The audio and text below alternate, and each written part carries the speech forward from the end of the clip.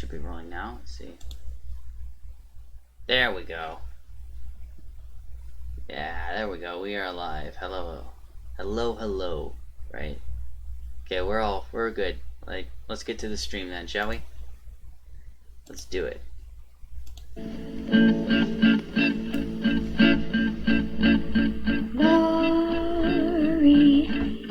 Glory, hallelujah. Glory,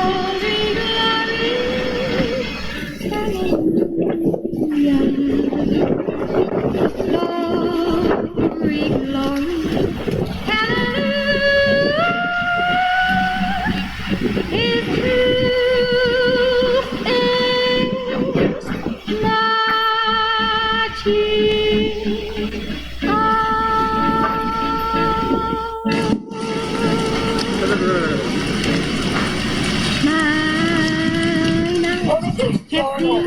the glory. Yes, you will. The coming of the Lord. He is trampling up where the creeks are rammed restored. He has loosed the faithful lightning. You guys were together. Take me back to that day. You were asleep, Milo. Yeah. You were taking a nap, and then what happens? Like, where were you? What were you doing? It was about 3:05, maybe 3:10. Me and my mom were just watching as the strong winds they were blowing people's roofs off. Our own roof was creaking and shaking, and we were kind of concerned about that. We were thinking about leaving just for safety, but we didn't want to go in the carport because of potential flying debris. That's what we were thinking,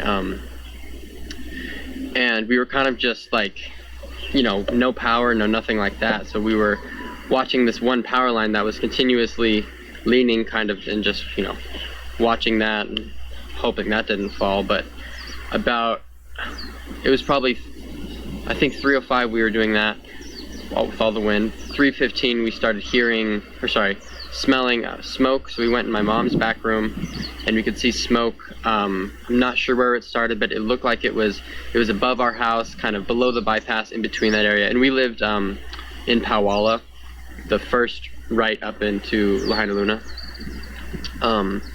So we smelled smoke and we weren't too worried about it because it wasn't anything intense at that point. It wasn't coming of our neighborhood or anything. Only a few minutes passed after that, and the smoke started coming over our neighborhood, and that was when we woke Milo up. So that had to be the worst wake-up call. Yeah, it was. You're like, what? Yeah, I don't even know. What did they tell you? They was like, we gotta go? Yeah, that's kind of just what I remember. Then I just grabbed my bag.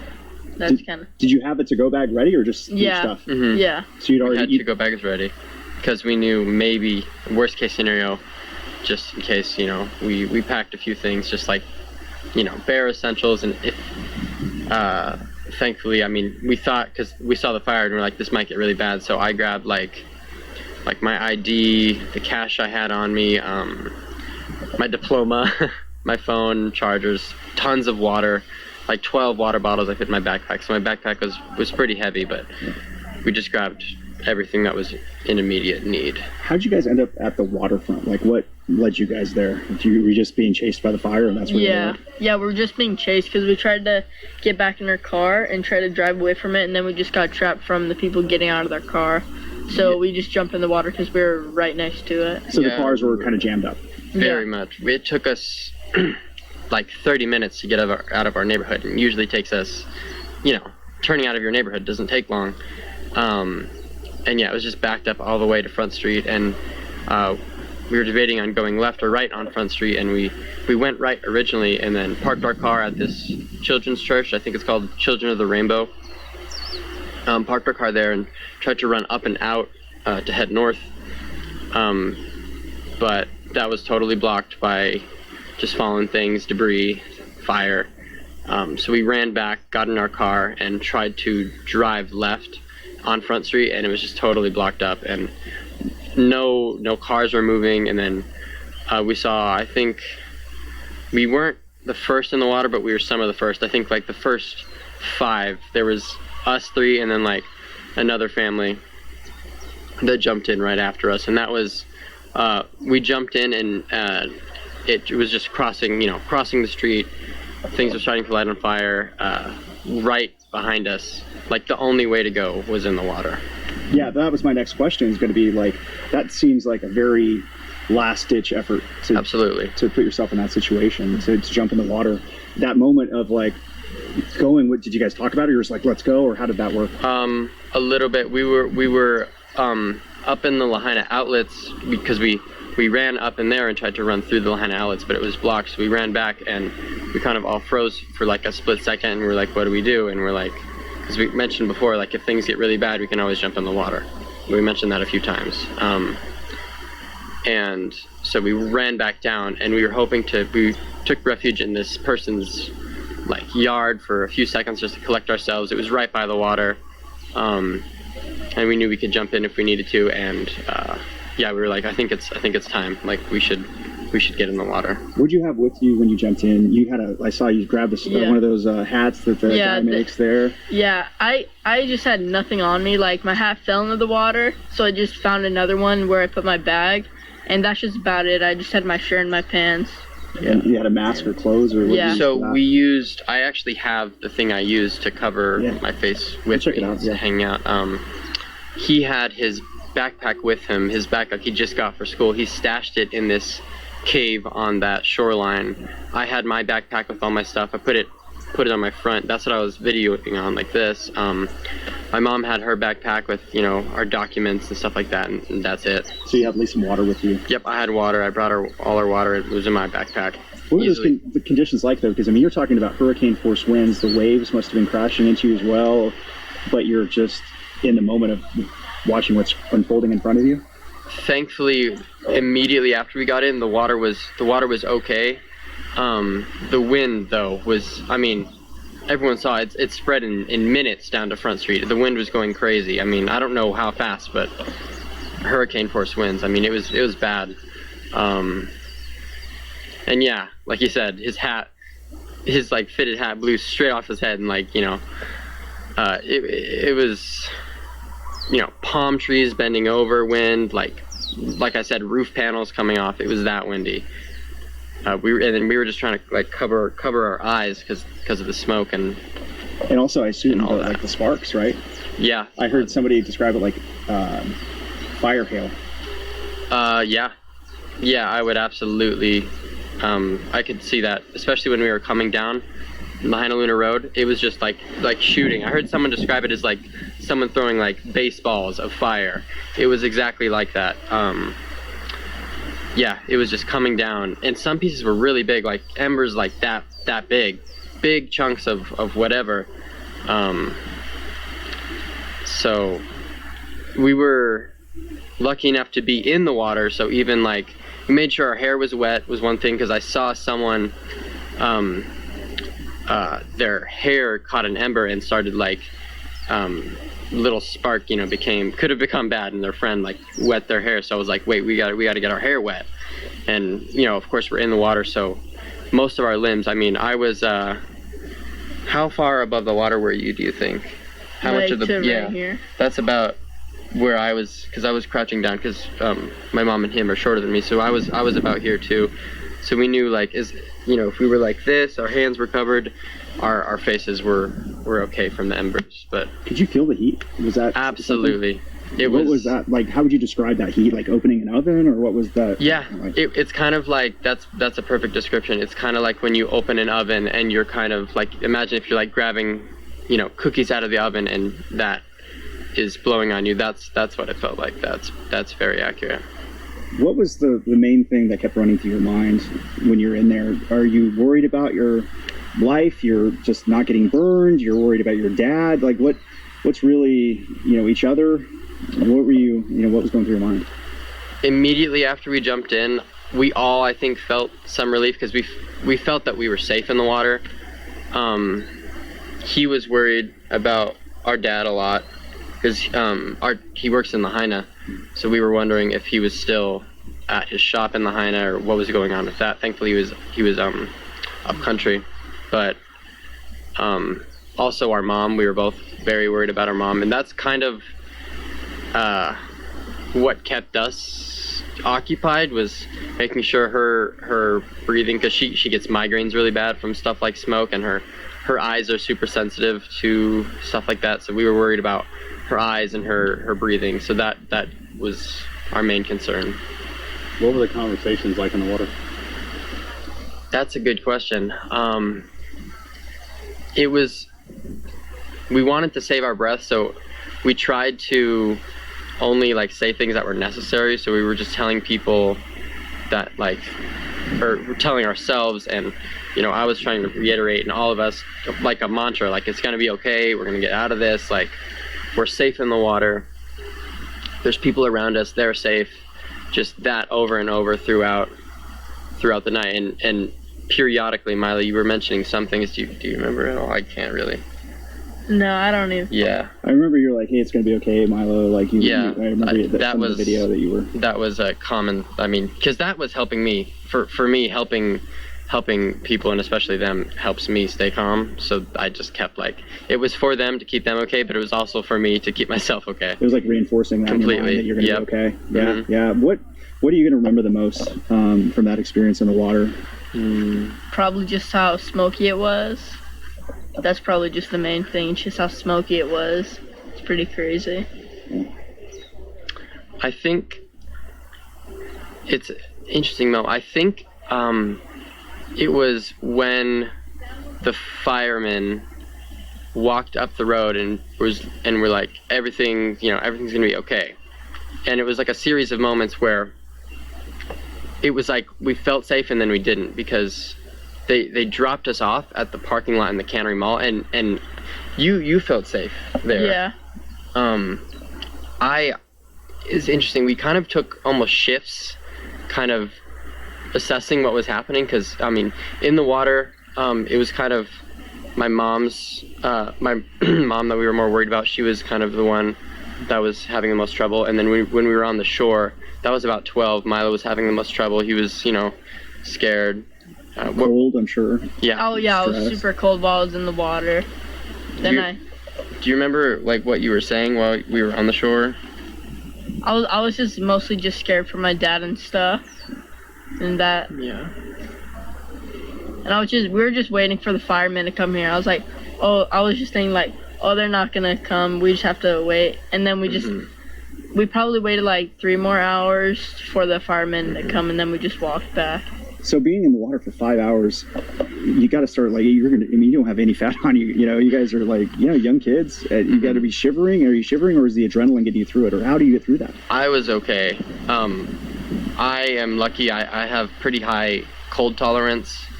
My mom was really cold though. She was shivering, and she was like, she was talking like, that's when we were worried about her, because her breathing was, shuddery. She was shaking.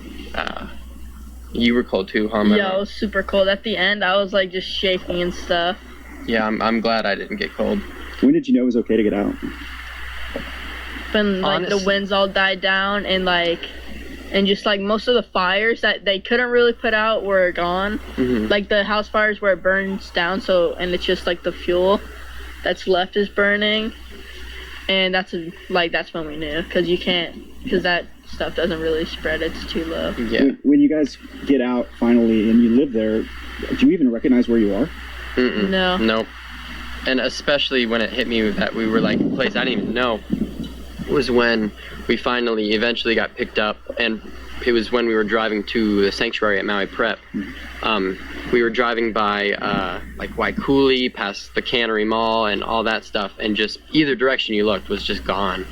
Completely either up in flames or at that point just coal. So you just emerged to a whole different universe. Completely. And then once we were at, I think it was the post office or police station, like that area, that's where it was like we finally felt safe. Like there was such a sigh of relief. We got on the bus, and there's even a picture I took of Milo and my mom sitting together smiling. Like we were just like feeling pure relief, nothing else. No thinking about our house or the material possessions, anything, just like thankful to be still. If you hadn't have gone through it personally, would you think the story is like real? Probably not. It's Yeah, I was thinking about that while I was telling this story to a few people. I'm like, I know this sounds like I'm exaggerating, but like, you can see from the videos, like, that's why I'm glad I took them, because a lot of people, like especially on the mainland, have trouble grasping how intense it was. And I've heard a lot of people talk about this fire compared to California fires. The thing that's special and crazy about this one is we have way less resources, we're landlocked, and it affected, like, a whole town burned down, not a portion of a town, a whole town and more. Lahaina is completely burned. Talk about the video also real fast, and then I think Yeah. I'll get your dad in here. What because some people would not be thinking like, all right, I'm gonna Snapchat this. What got you to think, I need to record this, I need to document this? I guess it's because I felt safe in the water was when I felt most safe, and I knew I could have hands free even if I was videoing, because I had my backpack up, straps over my shoulders with the backpack facing forward, and I kind of just like put my phone there, and that was when the wind died down. That's another thing. The videos look crazy. That's when it was the most clear, because I knew, like, when it got bad, my phone was in that pocket. I just shoved it down, and covered our face. But that's like when you see the videos, that's when the smoke was the most clear and you could see. There was, wouldn't you say, Milo, most of that night we could not like see in No. front of us really because of the smoke? No, it's like even when you close your eyes, since the current was so strong, you just end up in a different spot, like where you were, and it's just you're like moving all around. You didn't even know.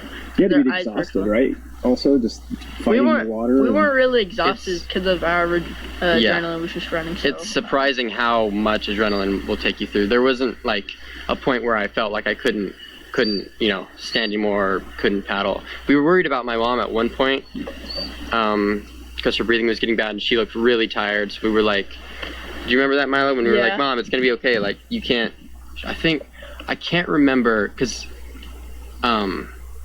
but to me it said like she said she couldn't, she's like, I can't do this anymore. We thought we heard her say that. I'm not 100% sure, I haven't asked her, but I thought I heard that. And when I heard that, I was like, whoa, this is like serious, because we did like, I don't know what we would have done if we had to see her. I saw videos with like women and children in the water as well, like young kids, Absolutely. babies, older people. I mean, who were the other people? Did you recognize anybody there, or just everybody's just? No one personally, but at the end we got all to know each other kind of. There was one woman in particular, she had a baby in her arms, and a lot of people did. There was a few people who had babies. There was one family who had like 3 young children. But this woman had a baby in her arms, and she stepped on Ivana, sea urchin, when she was in the water, and so we helped her over the wall to get back on the road to get in the car and all that, or in the truck.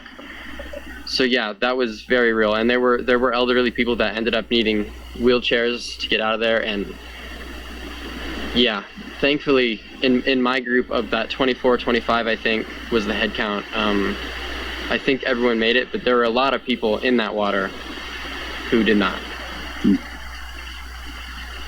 I think one of the things that's sticking with me, and I'm gonna get you in here, David, is the fact that was the best conditions.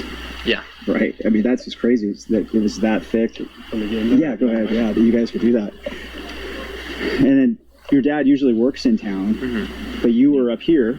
Yep. So were you guys looking for him in town, or were you guys trying to call him and then there was just no reception? Or? Yeah, would have had time. trying to call. I mean, yeah, we had no time to look. We had to, like, it was either get out of there or get burned. But we were thinking about him while we were in the water because we knew he did, work in Lahaina.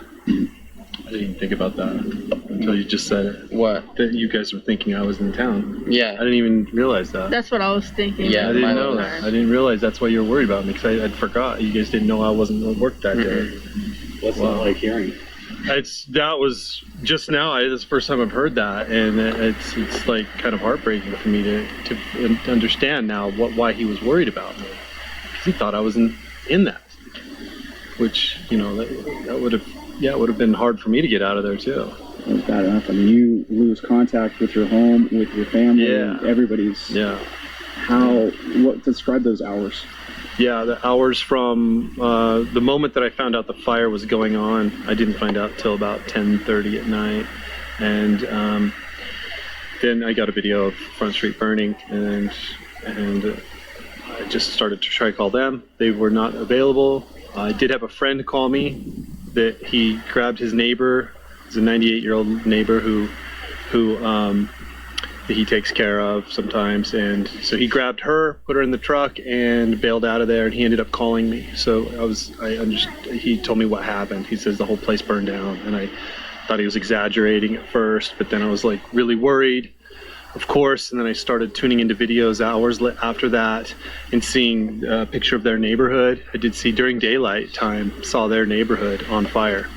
So it was up from the Lahaina bypass looking down, so I could have seen where their neighborhood was and saw that it was in flames. So at that point, I was just hoping that they were all together, for one, and that they had all escaped in time, and that hoping that Milo wasn't separated, maybe out on his bike like he often is, or his mom working somewhere, and that just they were together, thank goodness, and they were able to do their escape. And but those hours were agonizing. It was, I felt guilty sleeping, trying to go to sleep, because I knew I needed sleep, because I needed to be ready for the next day's events. But it was just hard to even go there. Did you ever let your mind go to the dark place, or did you try to stay? I tried to stay positive, and there was definitely the dark. You'd start going in the dark place of that. And it is funny that I kept thinking of running in the ocean. Well, they can run to the ocean. If anything, you can usually outrun something that's going to be like that and run to the ocean. I thought they could at least run to the ocean. So I kept thinking that could be a possibility. I didn't think, once I found out, wow, that's really what they did. The next day, though, I didn't find out until about almost noon the next day. So close to, a little over 12 hours maybe, that I knew that they had to escape in some form, whether in a car or something. It was that many hours of waiting. So you hear the story from the boys, and then you see Noah's video. I mean, what was that for the first time you saw the video? Oh, the first time I saw the video, I couldn't believe it. It was so agonizing to see, them in so much pain. And in the moments this is happening, this is so wild for me to reflect on, is that when it was happening, I was completely oblivious to what was going on the west side. I did not know all this was going on. I didn't go to work because it was windy and they lost power early in the morning, so I knew I wouldn't be able to do any work. So I stayed home, did yard work around here up country, and it was a windy day, but I just went out and mowed the lawn and didn't think anything of it, and went and saw a movie, and I didn't think anything of it until after the movie, and that's when I found out. Remember what time was that after the movie? 10 Really? to Wow. 10:30. So they'd been fighting for the life of the water for 5 hours. Fighting for their life for hours at that point, and I didn't know. You just been watching Barbie. Oppenheimer. Man, I'll say, last couple things for you. Subsequent days after, I mean, you guys are obviously a really close family. I can tell. And then you guys, I mean, what are you trying to do now? Because you have them here within your reach. Oh yeah. So now we need to figure out school for him, because his school is no longer going to be doing school this year. So we've got to just figure out what to do. I got to figure out about the business. The business is completely, I found out the whole thing is gone completely. Yeah. Also, so I have to figure out how to rebuild. Sorry. Also, my mom has a cleaning business in Lahaina, and we ended up escaping in her work van with the day before we went to Costco and got all her cleaning supplies. We watched all of that burn. So also her job is something we need to figure out too. Yeah. But those are big problems. Those are massive problems. Yep. But you can touch your son. Yeah. You can put your arms. Oh yeah. Right now. This whole thing right here is this is at least they're here. Yeah.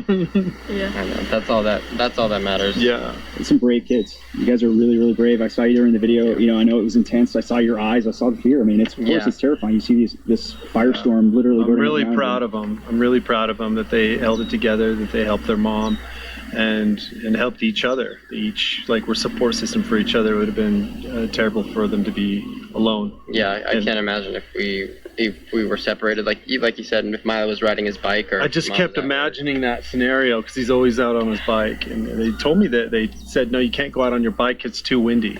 So they kept him home and he took a nap. So that's what happened. Yeah. Best nap ever. It's the scariest one to wake up from. Yeah, that's a nightmare. It is very freeing. I want to help because, I mean, our Maui needs a lot of help. So that's kind of, I'm lucky enough to have a little bit of a platform right now. So I'm just like getting the word out to people's GoFundMe's as much as I can, like posting relief charities, and just kind of trying to use my videos to get more attention on this island. Trying not to like make it about my experience, because the truth is so many people experienced what we experienced, and I'm just lucky enough to be able to tell the story. It happened for so many people, so I want to try to get those people's stories out there and just spread the word. Try to get this island help. Yeah, people are hurting. I mean, they've lost loved ones. You guys are lucky, as lucky as you can be, losing everything. You still have each other. So lucky. I mean, all our friends are okay. Gio's roommate's still missing. We don't know where she is. We're hoping she sort of turns up somewhere. But yeah, I was lucky enough. All my friends live up country and they're all safe. Every single one of them, everyone I know has offered all the help they can. Like, it's been incredible how much everyone on the island just stepped up. Now we just need the mainland to.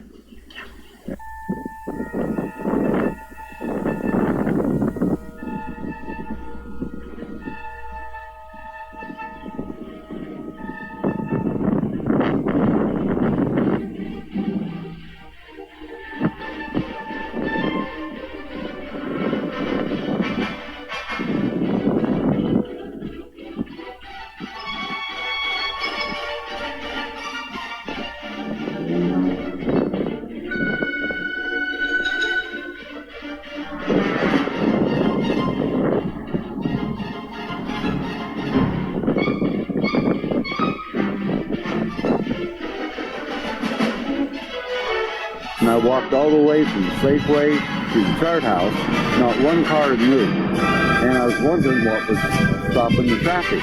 There was a policeman. And I got to the end and I looked up north, there was no obstruction. And he said, "What are you doing?" He goes, "Well, I'm under order to leave from here." The wildfires that swept through Maui are the deadliest in U.S. history in more than a century. At least 100 people have died and more than 850 are missing. On social media, people are speculating about what could have caused the fires. One trending theory is that the fires started due to an attack from a directed energy weapon. 3 viral images appearing to show evidence of directed energy weapons have been shared online. But do these images really show that directed energy weapons started the wildfires in Maui? So today we're going to get a little update on the Hawaiian fires. Now I want you to look at this footage, and this surely doesn't look like a fire to me. It looks like something almost exploded, something went off. Now what's interesting is certain things are still standing while other things are not. The government did say this is climate change. It's interesting. What they don't talk about is in January how they had in Maui a smart city conference to turn Maui into an entire smart island, changing everything to electric, renewables, solar panels, and pushing everybody into electric vehicles. 15-minute smart cities. So now what's also interesting is next month in September, Hawaii is hosting the Digital Government Summit utilizing AI to govern the island. It's almost like they're resetting something to start rebuilding for this in which they're trying to push. Now when we look at all the climate change narrative that they're going to try to push, but they're not going to talk about the Weather Modification Act of 1976. I highly recommend everybody look into this act, because who is involved in the weather modification activities? Department of Agriculture, Department of Defense, Department of Interior, EPA, and NASA. So if they're modifying the weather, then could they have caused this event? So if we see that the Department of Defense and other factions are responsible for modifying the weather, well then if we look at direct energy weapons, maybe see how this would all relate to this event.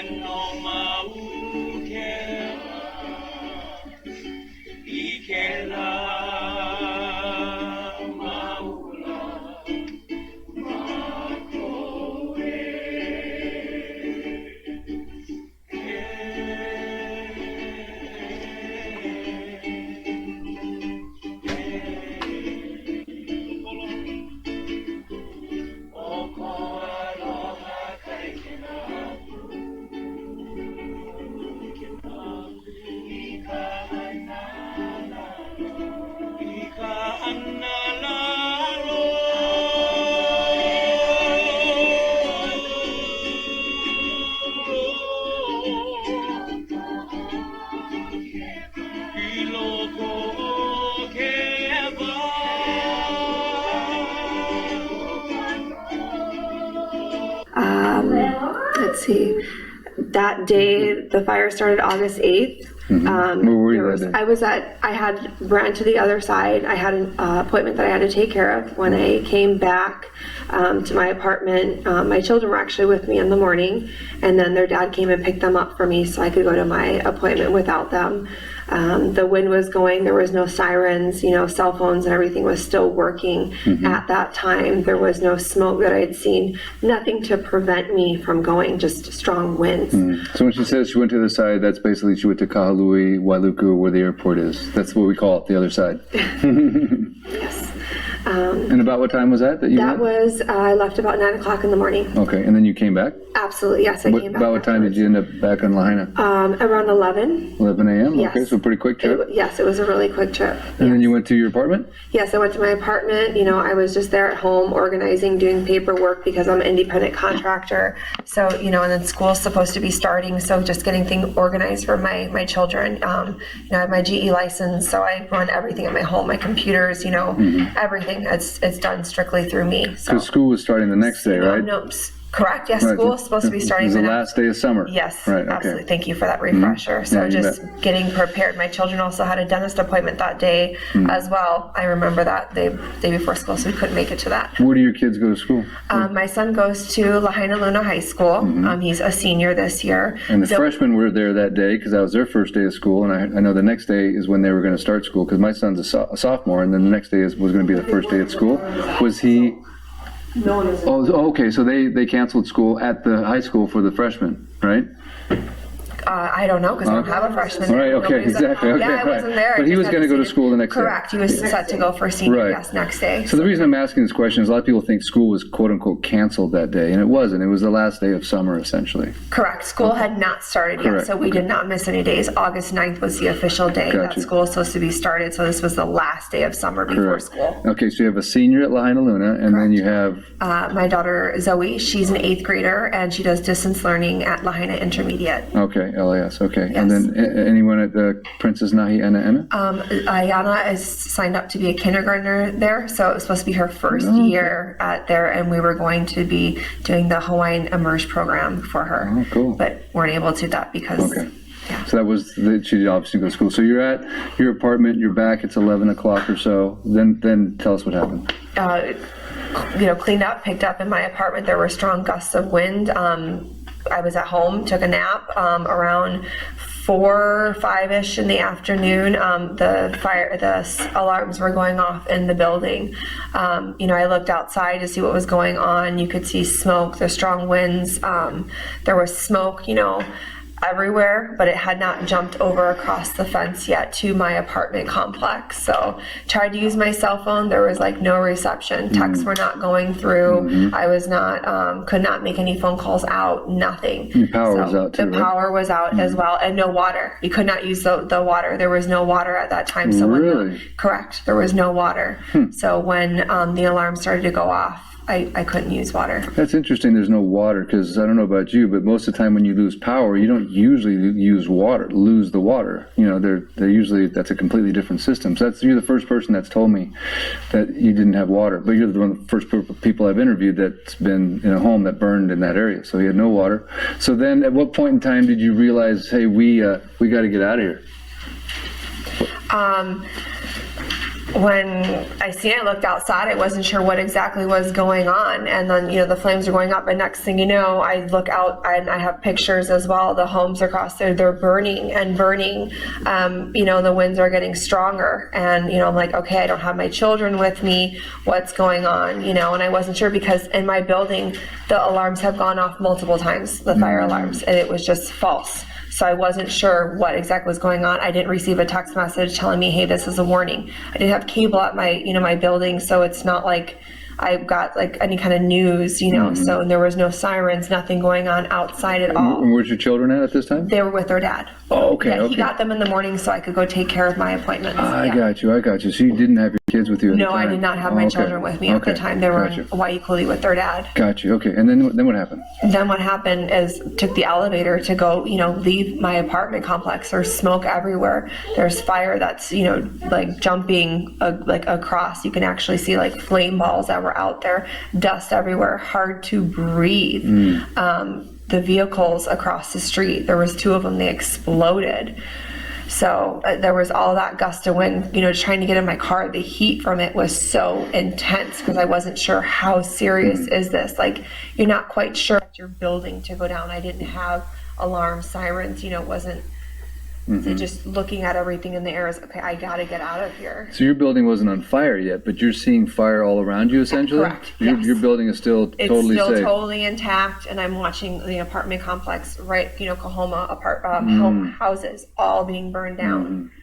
So at that time, Opukea and Ho'onanea, which are are below you, They're you below. saw those? Those were still there. Was Lahaina town burning at that time? Would you see anything burning in Lahaina? You could Across the barely house? see You couldn't anything. see, So too when much I left, smoke. there was too much smoke. I could Gotcha. not see. So leaving Kupu'ohi, you could not make a right. There was 2 fire engines that were over there, so I couldn't get out. You through couldn't that go up the bypass? No, that's just making a right where the chocolate factory was. There's Maui Chocolate Oh, Factory. yeah. So you're coming down that, I right? couldn't go down that way. You I had to couldn't make a go. left where Tamara's is. So, okay, down towards the grocery. Correct. And Right. there was a fire engine truck that was over there, and they had their hose that was out, shooting down over there. So I had So to you go saw for some that. water coming out of their hose?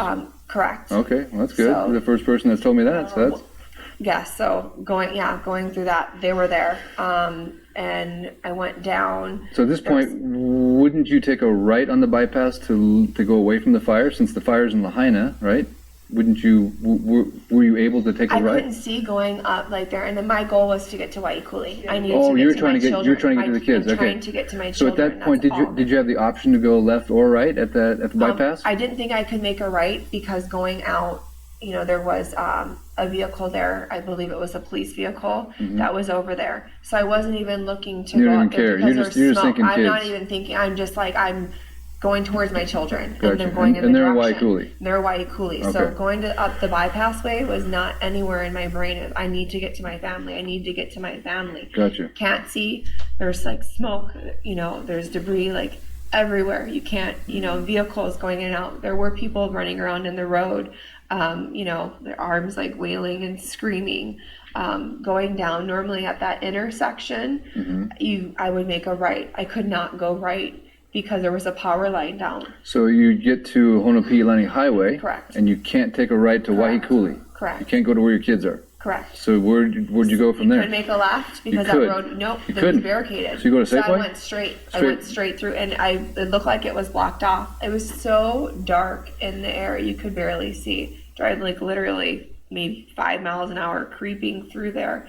So I went through the So you Safeway. crossed parking the lot. highway. Now you're in the Crossed the Safeway highway. parking lot, and Yes. Are you still trying to go north in the parking lot? To Waikuli, correct. Yeah. So went over a couple speed bumps, followed it all the way through. I made a right. I did not go down Front Street because that's blocked off. The smoke, the flames, the homes were engulfed. You could not go over there. So there was only to go right. Going up, you could not go straight ahead because that was blocked off. And Honopi'ilani, and again, just trying to get to my children, I made a left. There were trees that were down in the middle of the roads. On the highway. On the highway. So you were able to take a left onto the highway at that Correct. point in front of Yes. the Safeway, and now Yes. you're heading north on Correct. Honopi'ilani towards Waikuli. Yes. And that was just a line of cars? Were you just waiting, or were you just able No, to I go? was able to just go, and I went really, really slow. I was praying the whole time, asking So God you're just to keep me safe and get to my children. So you're going pretty slow, but there's not a Yes. line of cars there. Correct. There were, About, you guess about what time that was, roughly? If you had to guess? I want to say maybe around like 6 p.m. Okay. And at that point, are you able to make it to Waikuli and reunite with your family, your Yes, kids? I made it there just in time.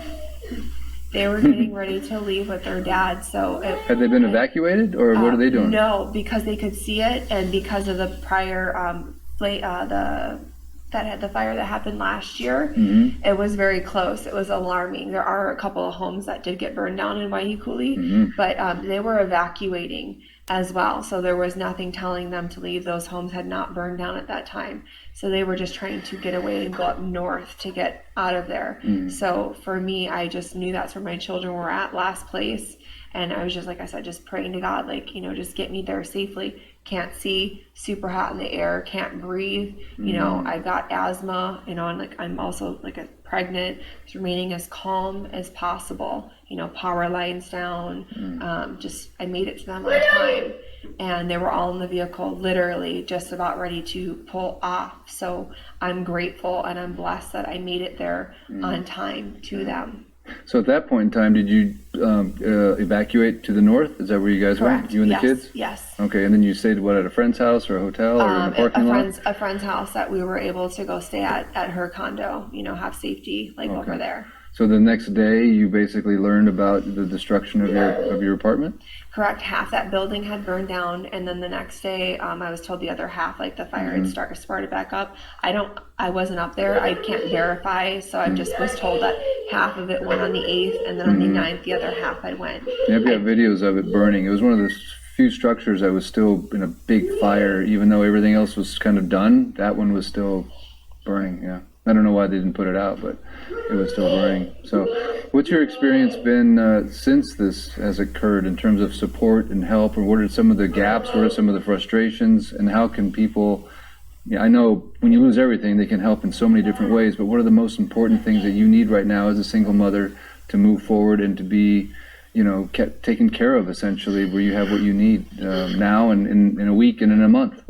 I need housing. Housing has always been a huge, issue being here, on Maui, just with the cost of living, everything being expensive. I was working 5 to 6 days a week, being pregnant this whole time. So just being able to get into housing, that's huge. And now having Lahaina town being burned down, there's, affordable rentals. Those are gone. So housing is number one. After that is money, that's also huge because all of my equipment is burned down. It's gone. I was an independent contractor with my license, with my job, everything gone inside my apartment complex. Have you tried any kind of programs with the government or anybody? Have you been down those roads? So I did. I went through FEMA. I applied with that. I had to go do an interview with them. We did a live just to verify the inspector. He had me walk through, my apartment. I was under the impression that they were going to give me money based upon the room size. They didn't specify how much. No, I don't know what exactly that was for, why I had to go walk through my apartment. I did have to also go submit my lease. They did ask for that. They wanted a copy of my lease. So when you say walk through your apartment, what does that mean? That means that he said, if you were to walk in the front door, what would you see? What area is this? What appliances did you have? What burned down in there? What was part of the building? Did you buy this? How many of this did you have? Literally wanting to know. Did you have stuffed animals? Did you have clothes? What kind of toys? Did you have a television? So I'm thinking I'm doing this because I didn't have renter's insurance and that FEMA is going to be giving money. No, $700 is what they offer. It's 7 to 10 business days before you get that amount. Once you get in, you have to have your interview first. So to push that up, I had to go contact my leasing agency through my apartment complex. I had to go submit documents. I don't have that. It's all burned. So I'm literally jumping through hoops, contacting for $700. For $700. Are you kidding me? I'm serious to have that started. And then because I don't have renter's insurance, I thought that FEMA was going to be like, yeah, the building burned down. We're going to take care of you. There's federal funding. That's what I was informed about. Oh no. That's what I was told as well. No. So after that, I'm informed I have to apply for a small business loan through FEMA. It's a separate agency, but I have to go apply for that loan, get denied from them, and then go turn that and submit it into them. And it's not even a guarantee that they will go and give that to me, money, and it doesn't state how much.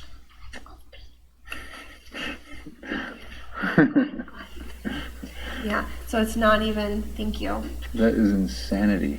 It absolutely, definition doing the same thing over and over again without like results. And I am resilient. Like I said, I'm a single mom. I'm 7.5 months pregnant. I was working 5 to 6 days a week. This is you can get things done. I had no choice. Right. Like and you're not able to get anything done. I'm not able to. It's like resources that are there. It's one step after another. FEMA, they have Airbnb, so you have to go jump through hoops as well to get a certain approved amount for that.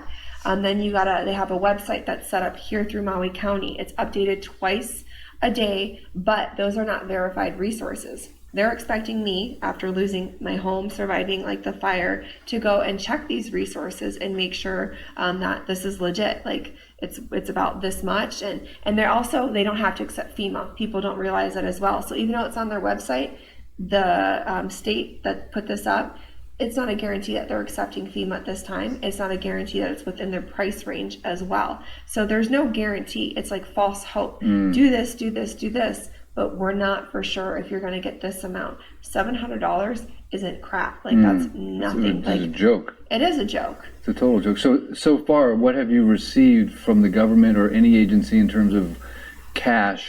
Have you received anything at all? I have not received cash. I did apply for FEMA, so I have to check like with the internet. I don't know because I did direct deposit. So I'm waiting to see if You're waiting for your $700? I'm waiting for my $700. And is there more money that comes after the $700? Is there a promise of continued support? No. So as far as like rental assistance, there's hotels. There's a list of them that now opened up that was not available before, but with FEMA directly, I got approved for like resorts, but there was only 4 on there. 2 are only on Maui. And then calling, I couldn't get through. I couldn't leave messages. My cell phone is still spotty on what I receive. My internet is still spotty. What service are you with, by the way? T-Mobile. T-Mobile, me too. Yeah, T-Mobile does not work. No, it does not work. No. It does not work. So you're supposed to fill out these forms and jump through all these hoops, and you're supposed to do it primarily through a website? Absolutely, through the website. The government disaster website. Sorry if I'm not accurate. I have things like written down. I just and it's on my phone, so I'm just trying to be present. So if people out there that are watching this want to help you, number one, what I hear you saying is housing. You need a place to stay. Housing is not just huge. for a night, but for a way to be with your family for a good period of time, right? Right, because FEMA, what they're offering is only 2 weeks at a time, and they will only go up to 6 months. Max is what they give, and you have to go check in with them every couple of weeks. And they said that they want receipts and they want verification of where you're staying at and submitted to have continual assistance with them. What do they want receipts of? Like costs, like lodging costs. Like if you pay for it? If I have to pay, or if I'm staying there, there's like reimbursements. I don't want to give false information, but I did read on there that there needs to be receipts. Interesting. Okay. So it's a continual effort, and they want to make sure that you're staying there. Okay. So have you been to the distribution centers? Have you received clothing and food, things of that nature? Yes, I've gone to the donation centers. They do have a bunch that are set up, but it's extremely overwhelming because my whole life, it's burned down. So I need all of that. Everything is gone, but I don't have a house to put it in. And because I've had to bounce around to at least 5 different places with your kids, with my children, it's extremely overwhelming. So I am grateful to receive that. But then things that were getting there, it was getting out of hand. It was holy stuff. It was dirty. It was gross. Like people are almost like offended that I don't want to accept that. Where am I supposed to put it? I need a house. I had a place before that. I was working, so it's like I need housing, a job, money, and then yes, I need all of that. The baby's stuff that I just started to get stuff for the baby as well. Boxes. That's all burned as well. It's gone. I think the problem sometimes is people cannot understand the gravity of your loss. They don't understand that you have nothing. Right. That's never. Most people have never experienced that. It's an overwhelming type of thing, and I feel like the government is not even coming close to filling that gap. Right? I mean, it's not even close. Right. And so we literally are depending on the community. Would you agree that the distribution centers were all people that were from the community? Did you see Red Cross or FEMA? Was there anyone that you've seen at these facilities that were giving out resources to people like you? So when I went to all the places that I've gone to go pick up foods, they have the food drives. Absolutely, it's the community itself that has been coming together and has been way more like resourceful as far as being out there, like locals, you know, being out there, coming together to go make food and have donations, different schools. I've seen that. So FEMA, I had to reach out to them. They didn't reach out to me. It's been a multitude of steps, and there's no guarantee. So when you go to one of these distribution centers, is there a presence of any organizations? Or like if somebody wants to find FEMA, right? If they want to find the Red Cross, if they want to find like an official government organization to steward the next step, do you know where to go? I have not seen that there. So what I've done is I've been calling on the phone. I do know that on your spotty cell service. On my spotty cell service, and trying to check out and then drive around at places. So I've also been sent places and it hasn't been legit. Like addresses were not matching up. Now when I say calling on my phone, if I drive to Kahului, which is an hour away, your phone works. The rest of the island is running totally like normal. Nothing is like going nothing on. Happened. Like They're on nothing vacation. happened. Right. They're totally oblivious. Yeah. So what else can you say in terms of your needs or how people can help? Anything else you want to add? Obviously we have housing, money, which we're going to give your Instagram, your Venmo is going to be shared on this video. We're going to put all the links in the description if you want to help Bethany. I'm going to say it really quickly here, but her Venmo is Beth, BETHE, Joy 86, which is her Venmo, and I'm going to put that in the description. And then her IG Instagram is Bethany Joy Gurgoni. Correct. So that's Bethany, BETHANY, Joy, JOY, and then Gurgoni is GURGONE. Like I said, we're going to put those links in the description so you can reach out directly to her to help. But anything in terms of special needs that you might have as someone that's getting ready to give birth? I mean, you're pregnant, you're 7.5 months pregnant, right? Is there anything in terms of medical attention or the regular checkups, healthcare, transportation, anything that people should be thinking about to help you because you're getting ready to have a baby? So I have healthcare already signed up. I've been on top of that, calling, making sure, they had healthcare come to Lahaina, which was hard because the bypass was closed. They were able to get that through, but that was also, I know everybody's trying their best, extremely disorganized, and I was very uncomfortable, and I didn't feel like it was alarming. You still got to think about sanitary reasons. I'm sorry, but it's, you got people scratches, cuts, like stuff. Like, we're also natural disaster. We don't need bacteria infections, health hazards happening as well. Why are you not wearing gloves? Why are you not sanitizing?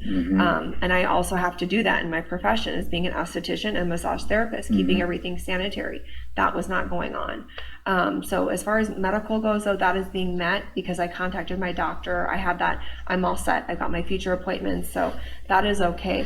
Housing, I can't stress enough. It was an issue before, but right now it is huge. Huge issue. Okay. So if you here, Dylan, it just says, do I need to do anything else? We good? Yeah. Okay. So here's an interesting thing I want to point out. We live on Maui. Maui is full of second homes, loaded with second homes. And right now all the condos are empty. I just came from Kapalua Bay Villas. It is a ghost town. I talked to the guy at the Montage. He said most of these units are empty. So there is a plethora of lodging, of homes, of just ready to go, turnkey.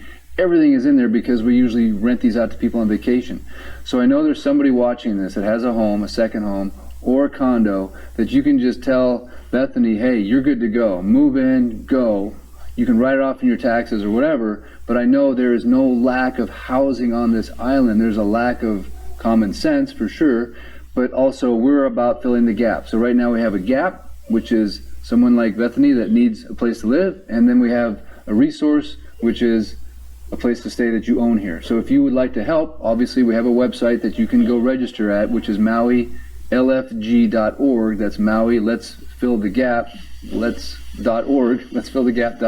MauiLFG.org. If you want to help her directly with a place, please reach out. I'm going to give you your contact information, but also there's more people like her that need a place to stay. So go to MauiLFG.org and fill out the resources tab and say, hey, I have a place. I'm ready to help. And also send her some money, send her lots of money, send her buckets of money, and tell people to quit giving to goofy organizations like the Red Cross that are doing that much right now for the people of Maui. Zero. Stop listening to the governor when he says to give to the Red Cross, because I'm going to tell you, the people that need the money are right here. Absolutely, and I do want to note that I did go down to the housing agency here, HUD, and I do have a Section 8 voucher, so I still qualify for that. So I bust my butt as a single mom to care for my 3 children, and this. I'm not lazy. Like I said, I've got licenses. I work. I'm willing to work.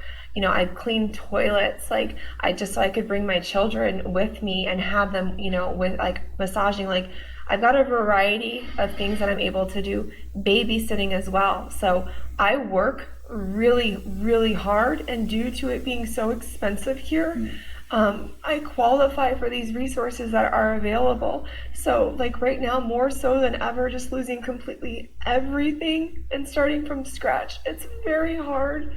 It's a very humbling experience, so definitely need the help. I've gone out, like I said, with FEMA and with HUD so they can help me pay my rent as well. It's guaranteed money that comes in, and it's not that I'm lazy or don't want to work. I want to work, so I mean, even if there's a real estate company after I give birth just so I can be home with my children, I'm gonna most likely be homeschooling the 2, both my girls and have the baby. So I'm happy to utilize that as well, just so I can be with them. I made those sacrifices before, like I said, cleaning, just so I could be at home with my son, and take him with me. So that's huge. The amount though of what's being asked for these houses, it is nowhere near compared to what the federal fair house market rates are. So it's like a no-win. It's like a circle. It's do this, do this, do this. I have to go through great lengths to report paperwork, income, background checks, all of that to, qualify for this, on top of working, on top of taking care of my children. Qualifying for an amount that doesn't actually cover anything, the market rate. The market rate, yeah, it's a joke, essentially. It is, it's an absolute joke. It's a joke. So the government's a joke. What they're giving these people is a joke. What they're doing is a joke. But what's not a joke is you are not a joke. You, the American people that can help, that can make a difference, that can share the video, subscribe to the channel, make people aware of what's going on over here, and help Bethany. Whatever you do, don't stop. Just stop and share this video and reach out to her directly. If it's okay with her, I might share her cell phone number, but definitely we have her Venmo account. I'll put all those links in the description. And a lot of it too is just emotional support. What we're trying to do is we're trying to connect people like Bethany with real people on the outside. So in my experience with a few people on the outside that have reached in, because my girlfriend who created the GoFundMe has tried the GoFundMe too. We're going to put a link in the description for that as well. My girlfriend who did that actually had a person want to reach out. She's skeptical, like, oh, well, how long are you wanting to stay? I could let you stay here. No, I'm not going to accept money, but are you going to get out? Like, what's your circumstances? Like, how long have you worked? What are you doing? This and this. Like, it's how you also ask the questions. It's not, do you need, like, healthcare? Can I help you? It's like, well, are you going to the doctors? What is going on? Where are you going to the doctor? Like, why are you drilling me? I've gone through enough. Like, I've tried, like, with FEMA, the resources of HUD, with everything that's out there. So it's like, why are you doing this to me? Like, I need help. Like, so don't call or ask questions because you want to be nosy. Like, there's already enough going on. Don't add insult to injury. Absolutely. Don't kick us when we're down. Yeah, right. Totally. Like, lift us up. Like, we need a hand. Like, we lost everything. Like I said, I'm not lazy. Right. Well, what's happened here is we've taken Maui, one of the most preeminent destinations in the world, with some of the best people that work their butts off, 3 or 4 jobs just to survive so they can serve you while you're here on vacation. And now their lives have just been, it's like a bomb just went off and everything is leveled, everything is destroyed, and they have nothing. That's the level of the crisis that we have here, and they're having to jump through hoops that don't even work on a cell phone coverage that doesn't exist for a system that's completely broken. So the only way this is going to work, the only way, the cavalry is not coming. They're not. The only way this is going to work is through your support directly, right? Through our channel, through people like this. And we're going to keep putting them out there. We're going to keep doing these interviews, and we're going to keep connecting you directly to people like Bethany. So thank you, Bethany. I appreciate it. You're awesome. I know not everybody wants to come and talk. The other thing, we just did an interview with a local Hawaiian gal. A lot of people don't want to come out and ask for anything. You know, that's just the nature of their being. It's hard to explain, but they're going through a traumatic experience. And so just to have, right, they're still grieving. It's not easy to get people to come on and do these types of things. So I want to thank you so much for doing it. I really, really appreciate it. Thank you. And people say they want to help. So, I mean, just putting myself out there, this is very uncomfortable for me. I lost everything. Like, it's very but people do need to be aware of what's going on. So, and I'm not trying to hide anything, but you know, that's the thing. You go out there and it's like what I've tried to do here on Maui with the resources, let down over and over. So I've been forced just to be so resilient and keep going. And like I said, I can't stop. I won't stop. I'm living for my children. God, you know, tells you walk by faith, not by sight. That's a continual thing, you know, just praying, just another day and staying positive, you know. So that's exactly what I am trying to do. So just even before this, it was hard with agencies, things not matching up. Now, so more with even further of the government, everybody being here, I'm still jumping through hoops and getting absolutely nowhere. Like, so if you want to help, like, I really do need the help. There are other people that need the help, and I don't know why they're not. It's humbling. This is not easy to go do, say, hey, this is my situation, what happened. But I do need help, and I'm trying. This is my reality. I'm living it, and if I can have support for myself and my children, I'm extremely grateful for that. Yeah, well, it's going to come, I can promise you. So on that note, I ask everybody to please pray for Bethany, and we seal this request in Jesus' name, and we thank you, God, for helping her, helping others like her, helping her children, helping the people of Maui, and we thank you guys for your prayers. And we thank you that someone is going to reach out really, really soon, and this housing situation for you is going to be solved like that. I'm praying. I believe it's going to happen. All right. Thank you. Thank you for listening. You bet. You bet. Thank you for talking and being brave. I tell everyone that comes on this right now, is like, hey, you're not just doing it for yourself, you're doing it for the people of Maui. God is going to use your voice to help. And I believe that is going to encourage everyone that talks on this channel. And we know that it's just not about Bethany, it's not just about certainly me, or it's about doing and putting out messages that are important for the world to hear right now. And this is one of the few places you're going to see stuff like this. We're one of the few people that have internet. We have it. By the way, we have a Starlink. Thank you, David Crawford. But we don't have internet. I'm not doing this through Wi-Fi, and I'm doing it live, which is crazy, but we're going to repost this. If there's technical issues, I promise you every single live we do will be reposted with perfect audio and perfect video. But we're going live for a reason, because this will draw more attention in the algorithm, and we want to bring as much awareness to this. If you have an influencer that's a friend, if you know Joe Rogan, if you know celebrities that have come to this island for years and years and years, and they've got big pull and big reach, and they say they're humanitarians and they care about people, now is the time. Put your money where your mouth is. If you say you care about people, you care about humanity, now is the time that these people need help. And we ask you, take action, whatever it is. Let your fingers be bleeding by the end of the night, because you're sharing and you're putting this in front of so many people. You're not stopping. I'm not stopping. I'm fighting for this island, and we'll continue to do so. So thank you so much, Bethany. We shall be back, and I wish you the absolute best. I know God is going to come through for you. Thank you. And just keep praying every day. I just keep praying. I'm grateful that we're alive. That's God first with everything. And I am so grateful that I'm alive and my children are alive. Like that's like number one. So moving forth, like I said, this is not easy. So thank you, and I am grateful for whatever help comes. That's at least exactly, these are things that I need. My children need. This is my life. Everything is it's so surreal. So. Yeah. He shall supply all your needs according to his riches and glory. That's all I got to say about that. It's coming. The Calvary is coming, and it's you. Thank you. Donation on donations. If you guys don't know, the government withholding every single one of our donations because we are not a part of FEMA and Red Cross. So none of this is eligible for giving out. Tell me why. I have no freaking clue. But Maui, we out here, I know, we trying to help you guys, God, but they're not letting us. We're gonna keep pumping.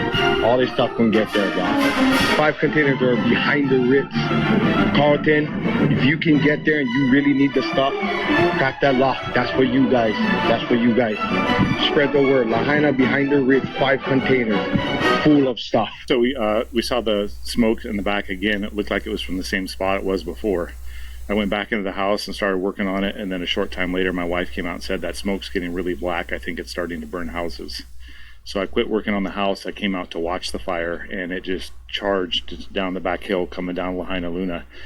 And we started thinking about, well, is it going to get bad? I said, we're okay if the wind doesn't change and come this way, because it was blowing straight down the hill.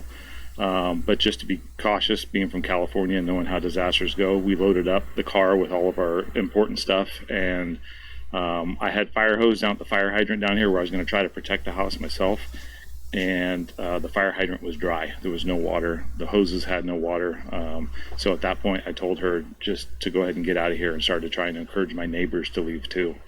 So I decided to stay, and I stayed and watched it, and it burned all the way down Lahaina Luna into town. I could see that from here up on the lanai. And then later on, I looked out back, and it was burning in the grass coming around the back side of the house. I still thought maybe I was okay because there's a dirt road back there, and maybe it won't jump the road. But there was a car back there that caught on fire on the mountainside, and the flames bent across the road, started a fence and a shed on fire that then caught a house on fire. And at that point, I didn't think there was any way that my house was going to survive. So I stayed here as long as I could, and then once the houses behind me started to catch on fire right across the street from me, I took the car and I drove out, and I drove it to the construction site behind me that has a big dirt area that's clear and open. And kind of sat there for a minute and watched what the fire was doing, and it wasn't really moving toward my house fast. It was mostly going straight down the hill. So I came in my back gate, and all I had was 3 buckets of water. I thought, well, if an ember catches a box or some furniture on fire, my furniture on the lanai or something like that, maybe I could put it out before my house did. Fortunately, I didn't have to do that for me. One of my neighbor's house over here, once it started catching on fire, when it first started, I threw a couple buckets of water on it, half buckets, and then the wind changed again, the windows broke out, and it just went up, and there was nothing I could do. So I stayed here the whole night. I was up a total of 40 hours by the time the whole thing was over, and before I finally went down and took a bath in the ocean, because I was just completely covered in dirt and soot and everything else and smoke. So nothing that I particularly did saved my house, but I just had plans to, hopefully, if something were to come up, a small fire under the house or in the gutters or something like that from debris, that I could put that out. My neighbor's back, Ohana, right next door to me, it burned down. I was concerned that it was going to catch his house on fire than mine. And my only plan there that I had was, he has a gazebo back there. I had my saws all ready to cut it down and push it over away from the house if it started to catch on fire. So yeah, it was just me here kind of running around doing anything I could. And luckily, just the way the winds kept changing directions, it kept zigzagging. It would blow straight down the hill, then it would blow toward the northwest, and it would blow toward the southwest, and just kind of zigzagged. And you can kind of see that pattern looking around the houses here of how it went around my house. So the construction zone is really the only thing that saved me behind the house, having that big dirt area, I think. We know that they had a shortage of water. Can you explain a little bit why can have caused that? Yeah, the way they're explaining it is the pump stations that supply the municipal water source here are powered by electricity. And when the fire came down Lahaina Luna and hit the power substation, it put the power out to everything. And apparently that's what made there be no water. I've seen that in a few different places in California, like the Paradise Fire, the Camp Fire up in Paradise was a similar situation. There was just no water to fight the fire. And with the winds going that strong, you can't really stop it anyway. But in places like this where it zigzags around the house, you can help put one house out and keep one from catching on fire here and there. But there was just nothing. You know, I felt totally helpless. I was ready to go. I've been through a lot of these fires in California. I felt safe, and I was hoping that I could make a difference, but I had no water. By your understanding, should the people, but the firefighters had like monitored the fire afterwards when they say that it was 100% contained? The only thing I can compare it to is what we do in California, and we always leave someone there at the fire and to patrol it and make sure that hot spots don't come up, especially on a wind event like this. I had heard, I don't know if it's just a rumor or not, that there were other fires, so they had to leave to go to other fires. And because I know with all the power lines dropping all over the town, that certainly could have been the case, but I don't know that for sure. And that leads to my other question about, a lot of people are saying that police were blocking people to try to escape or evacuate the town. Some say that they seemed that they were going in circle. Do you know a little bit more about that? Yeah, that's exactly what my neighbors said. They came home for the first time yesterday, and they said that when they were trying to leave the town down low, they tried to head out to the south side and get out, and then the police diverted them back toward town, and they were like, but that's where the fire is and that's where it's coming from, we're not going that way. And they were a little bit more local people and kind of disobeyed them and found their way out. Another friend even had to go the wrong way on a one-way street because, I mean, there's a couple one-way streets down there, and the two-way street was completely blocked by power lines and a tree, and he just had to go all the way up that street and find a way around.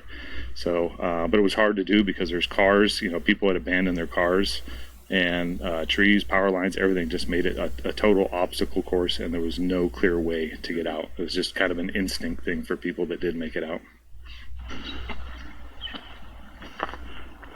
Hey, aloha guys, Eric West here, HawaiiRealEstate.org, coming to you live from Lahaina Luna neighborhood, Maui, Hawaii. Citizens impromptu reporter, wasn't planning on doing this, but this is what we're doing, and I'm thankful to have a Starlink from David Crawford, and we're here reporting on what I believe is potentially a smoking gun of sorts. We just don't know what it is, but I'm going to show you the scenario of this car and what's surrounding it and how temperatures could reach this level, creating this amount of melting of aluminum.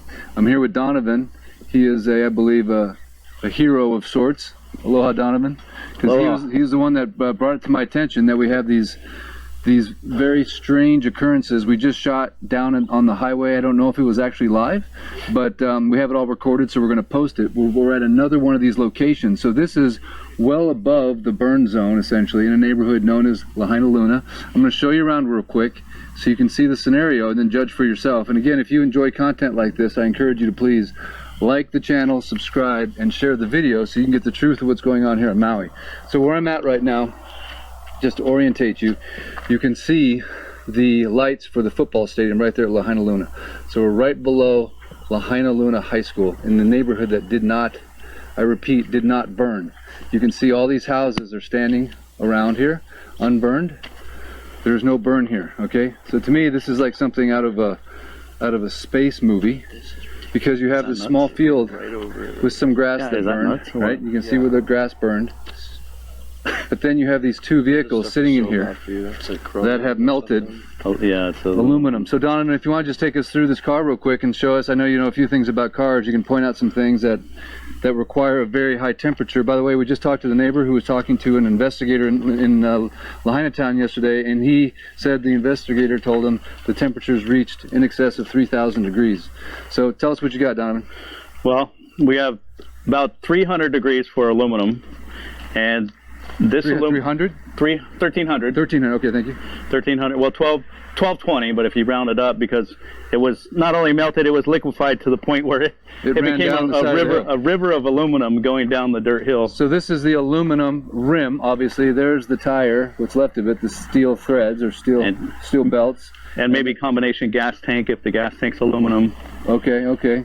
So you have liquefied aluminum running down the side of a grass fire. The caliper melted, unless they stole it, but it looks like the bolts are still there.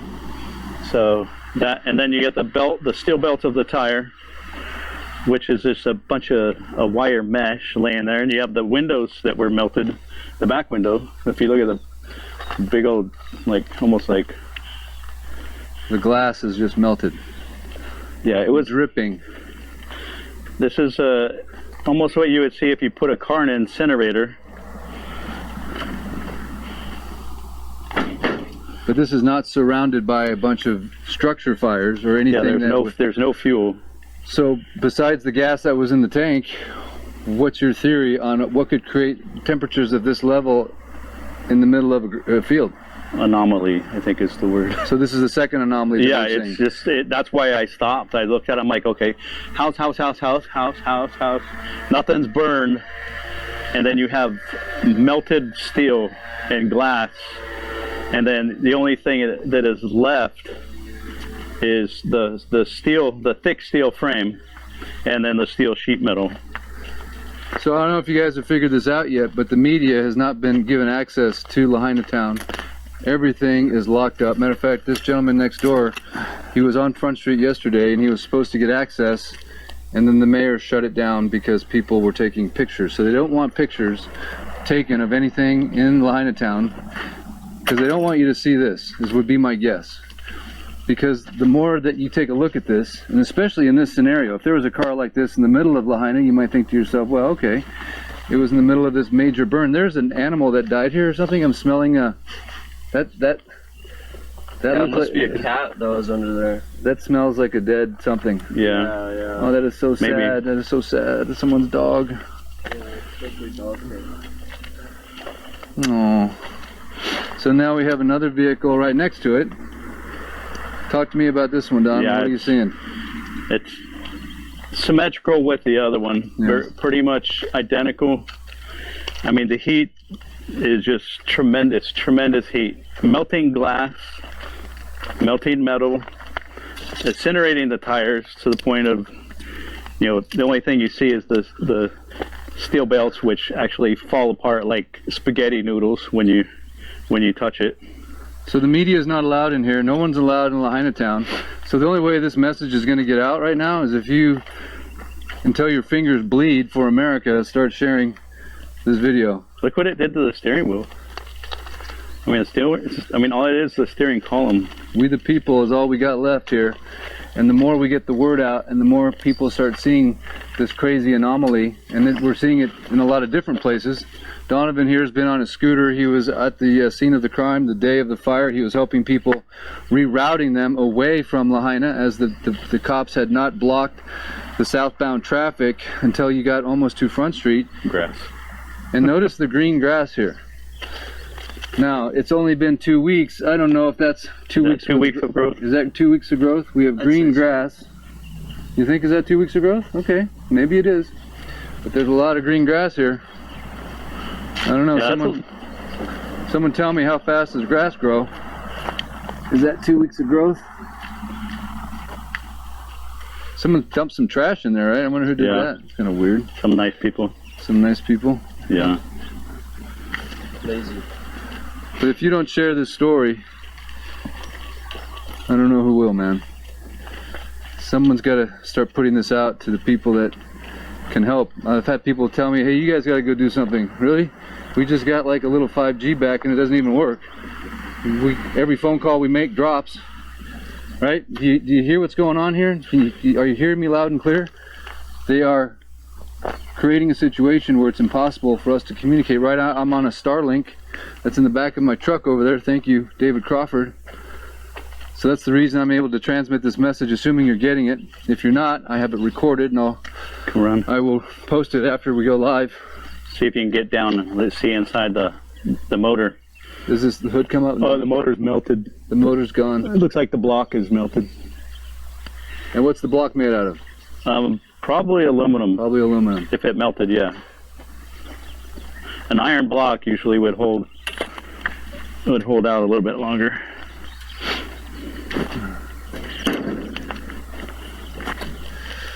I mean, is it possible that they're making these cars with different types of materials that just have a lower melting point? But even if they did, it wouldn't make any sense because we're in a field with just a little bit of grass. The block is still there. It's turned sideways. The block is still there? But the aluminum valve cover is still melted to death. So can a grass fire... But how does it burn underneath the hood? That's the thing. Underneath the hood is protecting it from heat, right? Or oxygen. Oxygen. You can't get in there. Right. So you have no combustion. And again, if you're just tuning into this live, the edge of the fire went to that little grass. This was all just grass, no trees. You can see a couple of trees right there. It just went to the edge of the sidewalk. I mean, not even to the sidewalk. It just went inside of this fence, and then it stopped right before it got to this guy's thing, this guy's house. And just to orientate you, here you can see the roadblock of the National Guard right there. That is where the fire burn area starts, at the top, not the top, but of Lahaina Luna. Sorry guys, I'm all over the map here. That, if you can see that blockade, that's actually where the burn zone is. So the fire was down there, okay? The fire was down there. This is above we're above the bypass. The fire was below the bypass. There was no fire here, except for this little tiny field. Supposedly it only started a quarter mile away. So we're going to go there next? We can and go take a look. Next we're going to go to where we think the fire may have started. This is interesting too. Is this 2 weeks worth of With a grass growth, maybe it is. No, it looks like fire mist right there. Interesting. But you notice that house is untouched there. Yeah, let's just scan the houses next door so you can see for yourself that all these homes are perfectly fine. So there's no fuel to create a fire that's powerful enough. It's like if you burned your campfire next to your car and then this happened to your car next. Well, everybody's thrown beer bottles or bottles in their campfire. Right. And I mean, look at the windshield. It's almost gone in the back windows. So does everyone just need to go take a little Wikipedia tour on the melting points of things and just do some research? Yeah, it's amazing. Is that a good idea? So, because I didn't know much about melting points before all this started, and I'm a skeptic when it comes to all things outlandish. But to me, this is what now seems outlandish to me. And again, if you're just joining right now, please share the video because we're trying to get the word out. What's going on in Maui? Give to the Lahaina Fire Fund if you can. We've raised over $500,000. Every penny will go back into the hands of survivors. We're going to document it all. Don't worry. And if you want to give directly to survivors, I'm going to try to get Donovan here to give me his Venmo if he wants to, so that he can go give the money you give to him to the people that he knows that were affected. He doesn't need any money. I don't need any money. But we are trying to raise money. And the idea that I came up with, tell me what you guys think. Again, this is sort of like a public forum, if you will, for ideas. What if we create a fund called Buy Back Lahaina, and we make t-shirts, beautiful t-shirts. I've already contacted one of my favorite artists. Everything burned, all of his originals. That's what I do, actually. He has 2 galleries on Front Street, all of his original work. 20 years worth of sketchbooks gone. He can't even come on camera. He's so destroyed. A growing fear that wealthy interests will seize land and water resources in this time of crisis.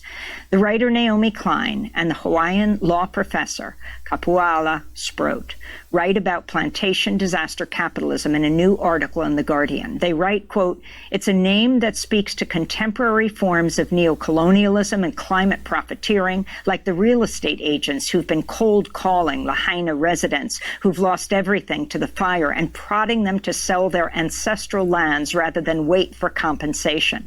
But it also places these moves inside the long and ongoing history of settler colonial resource theft and trickery, making clear that while disaster capitalism might have some modern disguises, it's a very old tactic, a tactic that Native Hawaiians have a great deal of experience resisting." Those were the words of Naomi Klein and Kapua Sproat in The Guardian.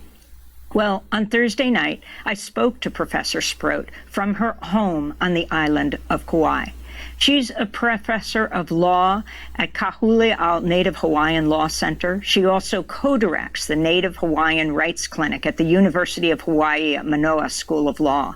I asked her to describe what's happening on Maui. Well, mahalo, Amy, for this opportunity to be here. To be quite honest, things are pretty brutal right now in Maui Komohana, or in West Maui. People are still trying desperately to find ways forward from this disaster of untold proportions. And I'm not on Maui. I'm actually on the island of Kauai, so a couple islands over. And I have not been there since the fire, but that's also absolutely appropriate because people who don't need to be there should stay away but send support from afar, regardless of what that looks like. Whether that means making and sending poi or writing opinion pieces or sending money, whatever is the best way people can support from where they are, I think is really important. But the word from our network of folks on the ground is that people are really struggling. I mean, our community has rallied in amazing ways, and I think that that's part of the message that we want to get out, you know, that Lahaina strong and Maui strong, that those are more than sayings. Our people are incredibly resilient. People aren't waiting on FEMA or even on the state or county. Relief organizations are springing up in people's homes and their garages, and supplies are coming in by boat, by plane, by vehicle when the roads are open.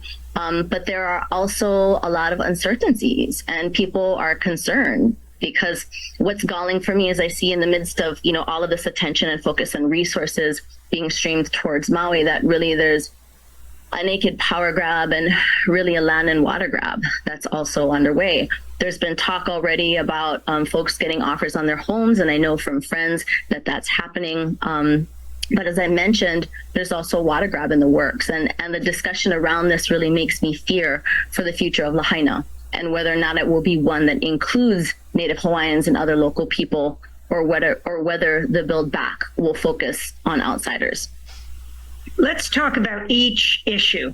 First, the land grab. What exactly does that mean? So to be clear again, I am not on the ground on Maui, but what I understand from people who are there is that there are realtors and there are others who are making offers to people in their most desperate time of need, when people are, desperate for funding and other resources to try to build back their lives. People are getting offers on their ancestral homes, lands that here in Hawaii, when we talk about ancestral lands and our connection to place, we talk in generations and in hundreds of years. And so our Native Hawaiian Rights Clinic has been on the ground in Maui Kumohana, working with community members for several years now. And many of our community members have long-standing relationships to place. And it's some of these community members who are getting offers on their homes at this most difficult time, which in my opinion, of course, is completely inappropriate. You talk about plantation disaster capitalism. Explain. Plantation disaster capitalism, I think, is unfortunately the perfect term for what's going on in Maui Komohana or in West Maui right now.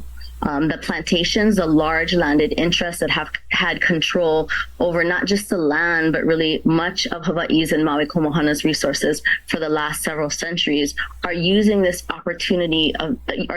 time of tremendous trauma for the people of Maui to swoop in and to get past the law. Basically, they're using the emergency proclamation that the governor put into place the day after the fires ravaged Lahaina, and they're using this as an opportunity to try to get their way, especially with respect to water resources, something they could not achieve when the law and Hawaii's water code in particular were in place. Talk more about the water grab. So in Hawaii, ola ika wai, water is life. It's one of our most important resources. In fact, there are many people who would say fresh water is our most important resource. And it's what enabled our people to be able to not just survive, but really thrive in Hawaii for more than a millennia. And in Lahaina in particular, this area, sure, it's special for people who come on vacation and people who know Front Street, but for the people of this community, Lahaina was really the seat of the Hawaiian kingdom. It was the capital before Oahu. And part of the reason that Lahaina was such an important place was because of the abundance of resources and the abundance of water resources in particular.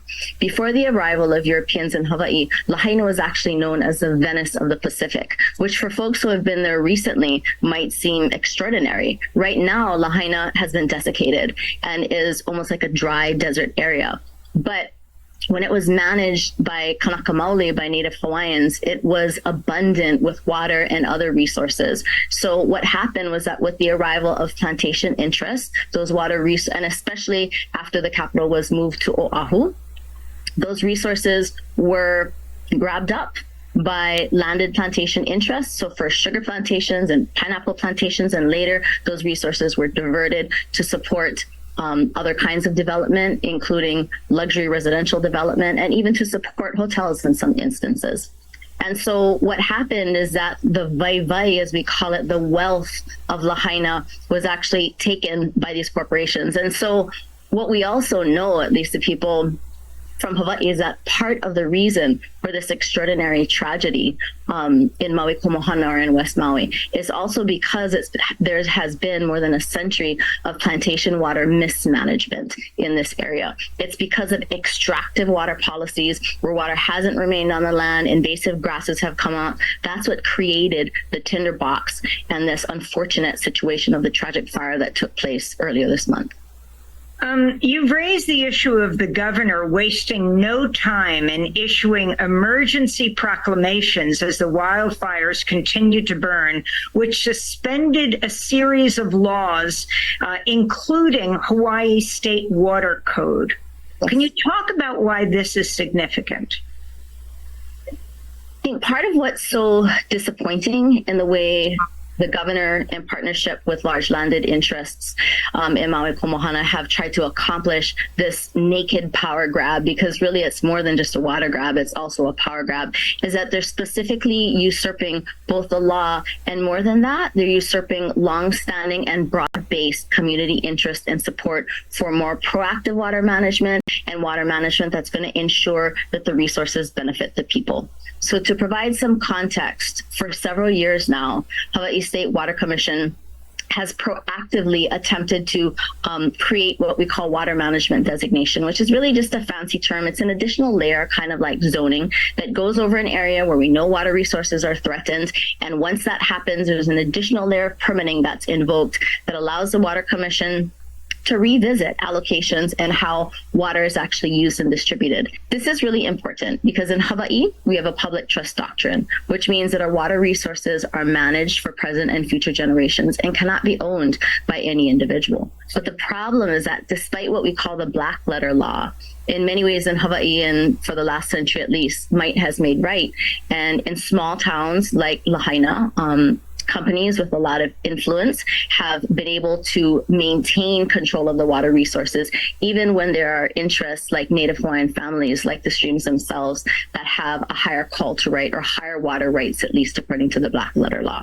So part of the situation in Maui Komohana is that because of this long history of struggle, Native Hawaiians and really people across the community came forward, participated in public hearings before our state water commission, and loudly called for more proactive water management. And in June 2022, they were successful in achieving this water management area designation for Lahaina. That means additional permit protections were put into place, and many folks, Native Hawaiians who have superior rights, but whose rights have been ignored, were able to come forward and begin a permitting process. Unfortunately, those existing water use permit applications were due on Monday, August 7th, and the fire ravaged Lahaina on Tuesday, August 8th. And then on Wednesday, August 9th, the governor's office issued these emergency proclamations which suspended the water code. So despite this huge effort to try and put this additional protection in place, which of course was predictably opposed by industry interests and development interests, but they were unsuccessful. The Water Commission unanimously voted for water management area designation.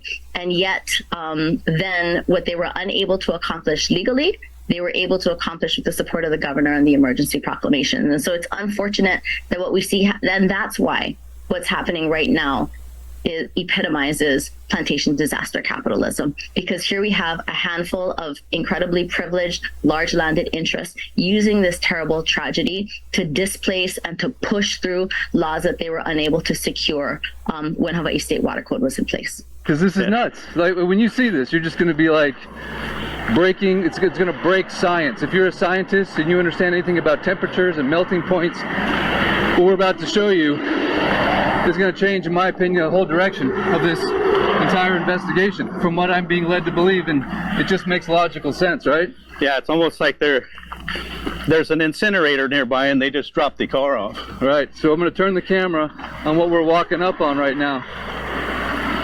I want you to notice there's a vehicle that's been here since the beginning. It wasn't dropped off here, obviously. Look at the chair's not melted. You can see here it's sitting in the middle. This is the highest the burn got. Right here, it did not cross the highway. If you look over here, this is the bypass.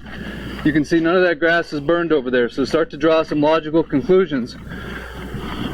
Oh, look at it. We're going to show you some more things as we're walking along here. How did that not disappear? If this melted, how did that cone not completely disappear? Because if you look at this vehicle, and I want you to notice the burn, the amount of grass, as you can see, that burned and the char marks. This car is basically completely surrounded by gravel, and you can see a small little flames right here when this grass burned. Yet when you turn and look right in this direction, besides seeing Dylan, my technical cameraman, you can see this car. And for all you scientists out there that have been sending me images and you're asking me if they're real, I'm here to tell you, in Jesus' name, what we're showing you is real, live on YouTube. So if you enjoy content like this, we ask you to please immediately like this, share this, and subscribe to the channel. Why? Because You are our only hope of getting this out to the world through the YouTube algorithm. This is a tire that is gone. These are the braids of steel inside the tire. Look at this particular rim. Is it safe to say these are aluminum? Look at the windshield. What's that? Are these aluminum? Yeah, that's cast aluminum wheels. Cast aluminum wheel, you can see it melted. And the windshield on the inside? Look at the windshield. That is a windshield right there that is completely melted. We have some jumper cables in the back of the vehicle, but we have some cast aluminum here that's pulverized. Just dust. How is that possible for a grass fire that did not come from this direction? Because you can see there's nothing that's been burned over here. What could cause that type of destruction when you have a grass fire on this side that obviously didn't connect? But even if it was a grass fire, and it's still only half burned. I mean, yeah, you can see there's even some grass over here that's still standing. It's not even been burned. So even down below, directly below this, you can see some wood fence posts that were burned, but you can see all that grass is still good. So how do you get this car this hot? In the comments section, I need to hear from you guys. Honestly, I need you here in the comments section. There's some smart people, and I'm not talking about, I'm talking about some intelligent people out there that understand physics, science, melting points, not the nonsense people. We need to just silence the nonsense for a moment. We need some real scientists, some real professors around the world to check in right now and help us understand what phenomenon, right? Yeah, it's an anomaly or whatever you want to call that word. Right, but this is just one vehicle. This is what we're seeing in all. Oh, there's the window down there in the middle. Where's the window? Down in the crack. Oh, you can see the melted window down in the crack. It just dripped down in there. It's just dripped into the, you can see that. I don't know if the camera's picking that up for you. But I've had people reach out to me from around the world asking for these types of images, detailed images. And by the way, thankful that the sheriffs have left. We asked them if I've said, hey, if you guys love your country, allow us to come in here and grab these images.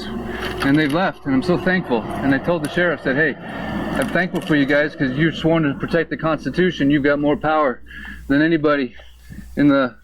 And thank God they left the area. And thank God they left the area. Yeah, we're so thankful that they did. They had these stern looks on their faces, man, because we're just like, what law prevents us from having access? Why can the media not have access to this? Why is there a fence? Why are there checkpoints? This is melted copper?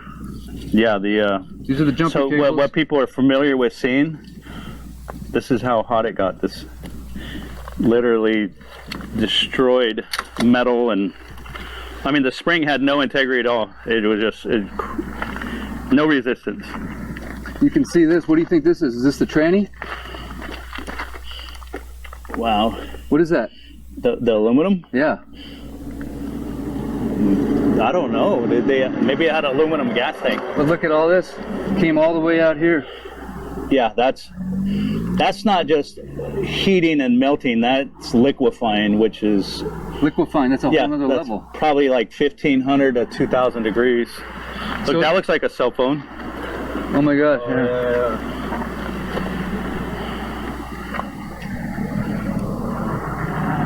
What do you guys think? Talk to me. Share the video. Call Joe Rogan. Right? Yeah. Somebody call somebody with way more social media clout than I have. And we're not... The Rock. Where's The Rock at? Where's the PGA at?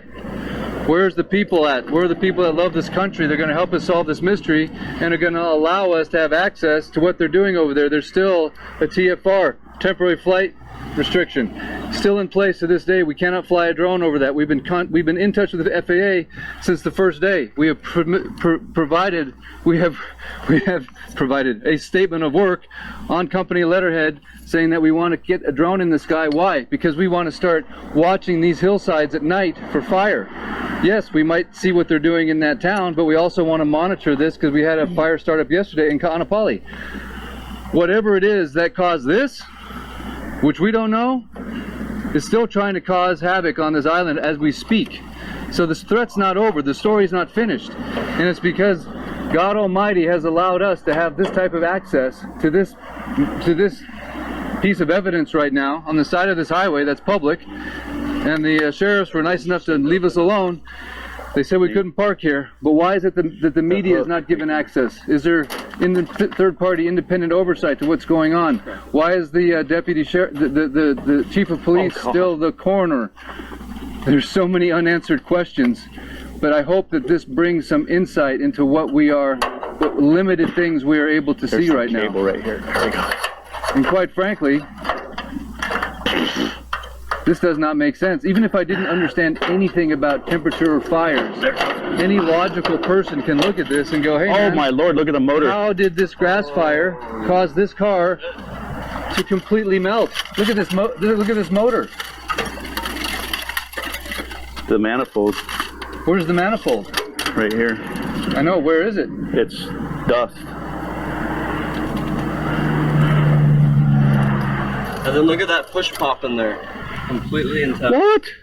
Completely intact. Well, maybe someone came here and had taken pictures or something. I don't know, it looks like it endured a fire. I don't know. It is weird though. So this is just pulver. It's literally. That's the battery. Oh gosh. That's lead. That is lead. That is lead. Oh boy, I'm gonna get that off me. Yeah. Might not be damaging now. Here's the glass from the lights.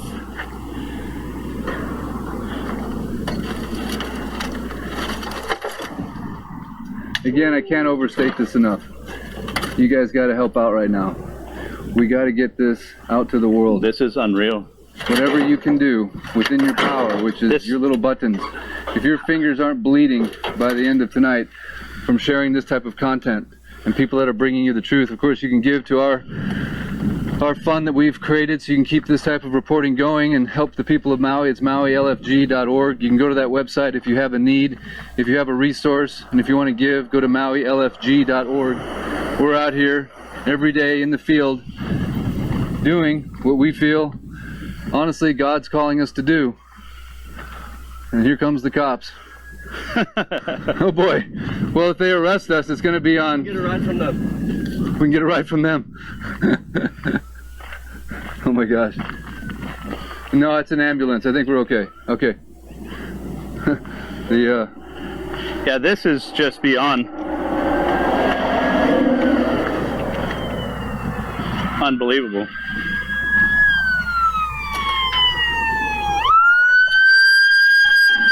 So, something that's why I didn't really want to say anything while you were talking. Sure. But if you look, yeah.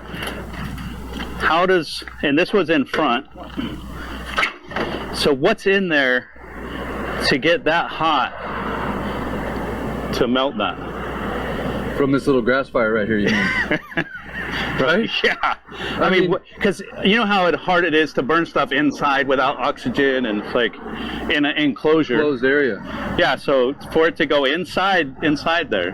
So I'm just going to put you on the spot. You got any theories? I haven't seen anything that can do this yet, not personally. Really? So even in all the outlandish things that you've heard on the internet, is there like I've seen stuff on movies that could do this. Right. I have scientists telling me that this is Star Wars. Yeah, stuff like that. This is Star Wars level like the stuff. Death Star like pointed Correct. its gun at us and correct. This is like legitimate scientists that are telling me, Eric, tell me if these photos and these images I'm seeing are real, because I don't think they can be, because it breaks science. Yeah, it's like something that's never been, that they don't understand. Yeah, definitely like the Death Star pointed its little gun at this thing. So, I mean, again, I don't believe in this stuff personally, and I don't know if you do, but could a direct energy weapon do something like this to your knowledge? I've seen flashlights on TV that burn stuff. That's all I've seen. Yeah. But So personally, I don't know. No, Because every time I hear that, I just check out. I'm going to be honest with you. Yeah, until I see it with my own eyes, I'm very skeptical. That's the first thing you told me when we met this morning. I've never met you before, and you just reached out to me and said there's some stuff I've seen that you need to see. Yeah. But the first thing you said is you don't believe in all that conspiracy garbage. You need to see stuff with your own eyes, and then you kind of go from there. Yeah, when you see stuff like this, it makes your head turn sideways like a dog when he, hears that funny sound. Right. By the way, that day that you were in the wind, you said that you heard some sounds that were similar to a tornado. Tell me a little bit more about that. 6 months ago, there was a really big tornado in Texas, and I was just over 100 yards away from it. And that tornado, our RV was like floating and I opened the door, and I heard this distinctive sound, and it sounded like almost like a high-rise building on a spin cycle. Just whoo. It was a scary, eerie sound, because it was like at that time that I heard it, it wasn't a serious wind that I could feel, but it was like it was something that you could just tell it had power behind it. And I heard that same sound the day of the fire when I was directing traffic 3 times. Yeah. And it did knock me up against the rail, and I'm 240 pounds, so I was a foot away from the rail, and me and the guy who stand next to just got totally slammed against the guardrail. Yeah. And it was, you could almost literally see the wind and the debris spinning. Well, almost like a tornado or something. Yeah. Yeah. So you've been on scene since the moment this thing started. You have a little motorcycle that I know you love, and you've been driving all over the place. I know you're shocking a lot of these bratas. They know you, these guardsmen. Yeah, hats off to them. Thank you for their service and what they're doing. Yeah. What, if you were to list the top 5 things that you see so far that are kind of fishy, that don't make sense to you, besides obviously the bombshell that we just revealed to the world, any other notes or bullet points that you think were just don't make sense, or that just don't add up? Well, for the people to hear, because I know there's a lot of internet stuff going on, the communities are being fed, they're given water and food in abundance. There is no lack of. Okay. And FEMA was never stopping that, because I heard some stuff about, they were putting a halt to that. Well, they did block supplies coming in at one point, but anyway. But not where I was, so I didn't see any of that. I never saw any fire trucks. Did you see anyone spraying a fire at any time? Any water coming out of a fire truck? No. Yeah. And then the police department would it was like, they were just running around like chickens, just had no idea what was going on or what to do. Do you believe, and this is a big question, the police were directing traffic around down power lines? Yeah. No, they weren't. Actually, I was. You were? Okay. So in your opinion, and I know we love our police, man, and I'm not trying to throw anyone under the bus, right? It's just... What is it that the police were doing? Were they just doing how do you explain what they were doing? Is there any explanation? One of them said that they were following the orders of the chief of the fire department. And I was like, okay. So, because I was trying to ask a question about how they justified routing the residents into the neighborhood where the fire was headed. And he goes, well, it's up to the chief of police. And I go, chief of police, or chief of fire department. I'm sorry. Yeah, thanks for great. Island is, that's what I heard. We heard that he was off island. That's what we've heard. We don't know. Yeah, so I don't even know, but that's what the cop told me. That's what the cop told you. Yeah. That's the rumor we've heard, is that the emergency management director was on Oahu. That's confirmed. It didn't fly back until the next day or the day after. Chief of the fire department, we're told, was gone, and also the governor was off and not in the state. I did talk to Hawaiian Electric. And one of the guys, he sounded like a very intelligent guy. He said that the power grid for Lahaina was rated at 60 miles per hour. And their protocol, anytime there's a high wind advisory, protocol is to kill power anytime they hear a high wind advisory that's closer to the maximum wind velocity that it can withstand. Yeah. And he said that was not met. And he told me to my face. They never met. They never. Yeah, he said. Well, it was said that it wasn't turned off, and that, because I asked him, I go, well, is the termite infestation at the bottom of all the poles that fell? He goes, no. He goes, that doesn't matter. It's the fact that when the wind blows at such a high rate that it causes. This is what he told me. It causes the power lines to sway back and forth, and when they touch, that shorts out the transformer, and it blows the transformer, and it blows ambers all over the dry grass. And that's what starts the fire. Right, because the highest point that we could find on aerial imagery was right below the substation on Lahaina Luna. That's the highest point. So if the wind is blowing straight towards the ocean, east to west, then it would make logical sense. Right, that and especially if it's running parallel with the wind, yeah. Correct. The highest point was right below that parallel, substation, but cross, which is right sort of below the solar field next to Lahaina Luna High School. That's the highest point that we could find. I think we're going up there. We are. From here, yeah. So any other things that you saw that day that didn't make any sense? Or since that day? Besides, obviously, if you just joined the live, we were just pointing out a car that is next to a small grass fire over here. You can tell there's pieces that didn't even burn. So not a big raging fire right here. We're right next to the bypass, right below Laniapoco. You can tell all that grass did not burn. Yet we have a car sitting here in plain sight. Incinerated with what all is melted here in your opinion that we've just shown? We got melted glass. It'd probably be easier to count what's not melted. Right. The A-arms and the struts are good. Any thick metal. So, and then for some reason the sheet metal withstands high heat. And then, yeah, it's just the frame. The frame and then the sheet metal is the only thing that's left. And what about in the engine? What melted in there? Should we show them again? Just for people that are just joining the live right now. The intake. And this is a enclosed area that's harder to heat, right? Yeah, there's no oxygen in here. Yeah. So all the aluminum, anything aluminum, plastic got melted. Any of the copper, the battery, the lead in the battery, the brake master cylinder, all the you see all the copper is actually still there from the electrical harness, but it's pretty much decimated. It's beyond what you call a wildfire. Oh yeah, beyond what even this circumstance, because we're completely surrounded by gravel. Take a look at this area. You can see it's this car standing out here in the middle of this highway, which is still, thank goodness, accessible by the sheriffs not allowing us to be here. We couldn't park here. We had to walk down. But you can see that grass is fine, that grass is fine, and this car has been melted, and the only heat source could have been this grass coming up from here, which is not a lot of fuel. So if you started a little grass fire right here, there's no way in God's green earth you could create this level of destruction. Am I right? Yeah, just look at the tires. I mean, the tires are... That's insane. Yeah, the threads are all over for the... So, okay, so we've gotten caught up. For those that just joined the live, this is Donovan. He was in the fire helping people, turning around traffic like the cops should have been, back to the north that were coming down from the north. He noticed that they were directing cars that were coming from the north into a neighborhood that subsequently burned, which is a very maze of cul-de-sacs and dead ends. And then the people that were coming from Lahaina town were being squeezed through a choke point on the north end of Front Street, which we have photos that can prove. Yeah. So he's a eyewitness, and he took lots and lots of he has lots and lots of memories and some other things that we won't mention that we're going to preserve for all eternity. And if anyone has any suggestions where we should be preserving our digital images, we're already getting reports of people that are losing those images.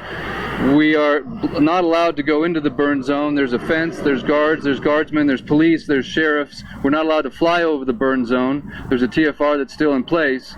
So we need to be able to, as the people of this country, the citizens of the world essentially, need to find out what this is and how this is possible and get some answers to these questions. So anything else? I just got kind of caught up. What are any other things you want to highlight before we stop the live and go to our next location that you're going to show us? Yeah. Thank you, Donovan, by the way. You're a real American hero right now, in my opinion. Thanks. Yeah, I think we covered most of it. Most of it? Okay. Yeah, for now. All right. It's like... So, on that note, I just want to end this live saying something that's very important, I believe. And you could just have a look up the heat that it takes to do the damage, and they can compare that with other fires to see, it's like, okay, they go, because they always throw that conspiracy theory thing out there. They can do their own research. Yeah, go look up what the melting points. Yeah, exactly. And then what other fires have done this and what was around them. Right. But even if they didn't believe that, you can still just logically go, a little bit of grass that's burning right there, and no fuel around this car whatsoever, and nothing coming from that end. How in the world could it create enough fuel to melt this vehicle the way that it has? So now the police or somebody has shown up. Yeah, we're out of here. We're out of here. Okay. We're on our way out, sir. Guys. How's it? Yeah, we're not allowing no videos or no picture taking, yeah? Okay. Thank you for your service, by the way. Yeah, no problem, Good looking out. Okay, we're good. Yeah. We leave right now. We parked over there. We were told we couldn't park down here. Yeah, this whole area, even down there, not really no parking. So no media or nothing, yeah? No. You ever see anything like this before? Not this bad. Yeah, just open the hood. You want to see under the seat? I mean, it's. So the question we're just asking is like, how could this car get this hot with grass? A little grass fire. It didn't jump. That grass is good. There's even a bunch of grass down there that's good. Look under the hood. How could you melt? Dude, this is like Star Wars kind of stuff right here. Yeah, it's. Front Street. saw like this, but what's strange is you have like a The windshield melted over the shifting, the linkage. I mean, it was upper part. like, well, 1,220 for aluminum. But in the back, you can see it But just think liquefied, about so this for that's a second, about bro. 1,500. How could that thing get hot And enough then from a little bit of if grass? you- How could If that you see get so hot the cast on a aluminum little on bit top, of grass? It didn't even that's burn powder. the grass It's down like- there. I mean, you could take in it your actually brain tumble it. logically, without knowing any It's science, one of those nothing things about where you just look and temperatures. kind of scratch your You head had and go, campfires. How could that you know, melt aluminum and tires What- and steel what burned braided brake lines when there's nothing I around? mean, you think, and your if you could just and they've left it guess. sitting here on the side of this road. I wasn't here. No, well, you don't have to be here. Just look. You know, the thing is, I'm from. Even if you torch a car, I don't think you can melt aluminum. Okay, but okay, so That's where the fire was. if I said I'll give you 10 grand to burn a car like that, what would you need? I wouldn't even take the money. You know what I mean? I mean, That's you going Joe and me going Joe. no, but say it's at a tow yard Yeah, where it's a Old scrap Camino, car. Yeah. Not somebody's car, but you know, like like how you know the what's that show where they do? What's that show where they? That's in the burn zone. Where like they do the experiments. Circle House. That's called where they test everything. It's the red hair guy. The red roof house. That thing's getting famous. You know which one I'm talking about? Where they reenact everything just to prove it wrong or prove it right. Blue umbrellas. No, it's like almost like a comedy show. It's a redheaded guy. I mean, I don't want to sound like I'm crazy, but I feel like this is like a Well, that's what I meant. It's like attack. That's the way I look at stuff. Because it doesn't make any logical sense. I've got scientists telling me that it's like this breaks science as we know it. And this one, to me, it's the two one that guys really that do stands the out show. because there's nothing around. I mean, they do like dart guns and they do. It's like one house is burned. and they show like clips on Hollywood, Just like here. and then they prove it that it's like bullshit. Didn't get oh, the Mythbusters. Yeah, Mythbusters. We're gonna get out of here. We respect you guys. Yeah, so Aloha. this Thank you for doing your job. Oh, you guys we love going the out? sheriffs because you guys are sworn to protect the Constitution. So thank you. Right back and forth. We gotta clear this area. Okay. Okay. Thank you for your service, bro. Yep. Thank you guys. Thank guys you. be Aloha. safe, yeah? Thank you. All right, thanks, Phillips and Loom. Lum. Wow. Thank you, sir. That was Stay crazy. safe. All right. Whew. Yeah, they were really cool. Yeah, so Mythbusters. Mythbusters. All right, guys, we're going to head off to the next spot that Donovan's got in store for us. I don't know what it's going to be. But again, please do your best to get this word out. We're amateurs. We don't do this for a living, but there's some really smart people out there that do. So we just ask you to give us your thoughts on what that means. Share, like, and subscribe to the channel. Give to Maui LFG. You know what's weird is I never saw the sheriff on Route Maui before, ever. Thank you for your service, gentlemen. Aloha, thank you. We're just taking pictures. Oh. Yeah, we were just told that we're leaving. Okay, yeah, he just told us to go. We're going right now. Where you guys came from? Huh? I live in Kanapali. Where's your car? Mine? Over there. Right there, we parked it. Follow you guys with this car. Thank you. Okay. So now we got a sheriff escort. Run us might out of just here. keep the live going in case things get a little nutty or something, yeah? Yeah. Taking pictures. Not allowed to take pictures? Since Can't when? take pictures? This is still the United States of America, right? Last time I checked. Yeah, this is like getting stuck. We got the cops behind us. You make sure we leave. Keep them in frame somehow. Yeah, he might think that we're going that way. He might think we're going what way? Oh, Left. he's trying to keep us from going down. All right, I'm going to turn the camera. I don't want you guys to have to look at my goofy face this whole time. Here we go. Trying to fix it. What's that? Yes, sir. Right over there. Yeah. He wants to cross now or wait till we get to the light? Okay. What does he want? Wants us to wait till we get to the light. So just giving you guys some shots. This is probably the closest any American's going to get to what's happened here in Lahaina at the moment, unless you do something. Unless you reach out and start calling your congressman, your senator, start reaching out to Maui County Council, start reaching out to the governor. If you don't blow up their phones, if you don't blow up their email. Okay. Cross right here. Thank you, sir. Then who will? Appreciate your service. Good looking out. Stay safe. Thank you. Aloha. If you don't blow up their phones, who will? If you don't say something's wrong and get some get some help over here. Send the cavalry. Who's the cavalry? I don't know anymore. We are. We are the cavalry. That's We right. the people. We the people. So you guys might have missed all that. I don't know. We were kind of in a rush. We got escorted away from the police. You want to open? Tell us about what you were saying about being in a state of emergency. You have a water bottle? Oh, state of emergency, yeah. So, the legalities of it. They're required to... We're not in a state of emergency? Without a state of emergency, and the state of emergency is national You threat. don't like that. That's got, that's not, okay, you're just gonna wash your hands, okay. That's electrolyte water. So... That's funny. State of emergency, oh, it smells like vinegar. Yeah. That's right, it'll work. It'll clean for sure. Yeah, state of emergency protocol is a special, well, actually the whole United States is in a state of emergency 24/7. I don't know if you know that, but yeah, that's another. It feels like it. No, it is. That's what, they don't tell you that, but if you look it up, it's... But they should have access. Just like the Patriot Act and all the other silliness stuff that they do. They should have access to this place. Yeah, this is, according to the Constitution of the United States, yeah, your pursuit of happiness under the amendments, yes. And what I was told as well is that the sheriff has the right to uphold the Constitution. That is he is an elected official, voted, not like a police is just a policy enforcement agency for the corporation.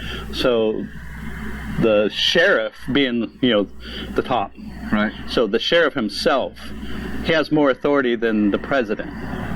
Because that's our safeguard. He is for the people, supposedly, but because the way they set it up in the admiralty court system, I'm going to go left field on this, but I'll try to. So it's just the sheriff. If you ever need anything, the sheriff has the authority to take care of the wishes of the people, and pretty much have to follow the orders of the people.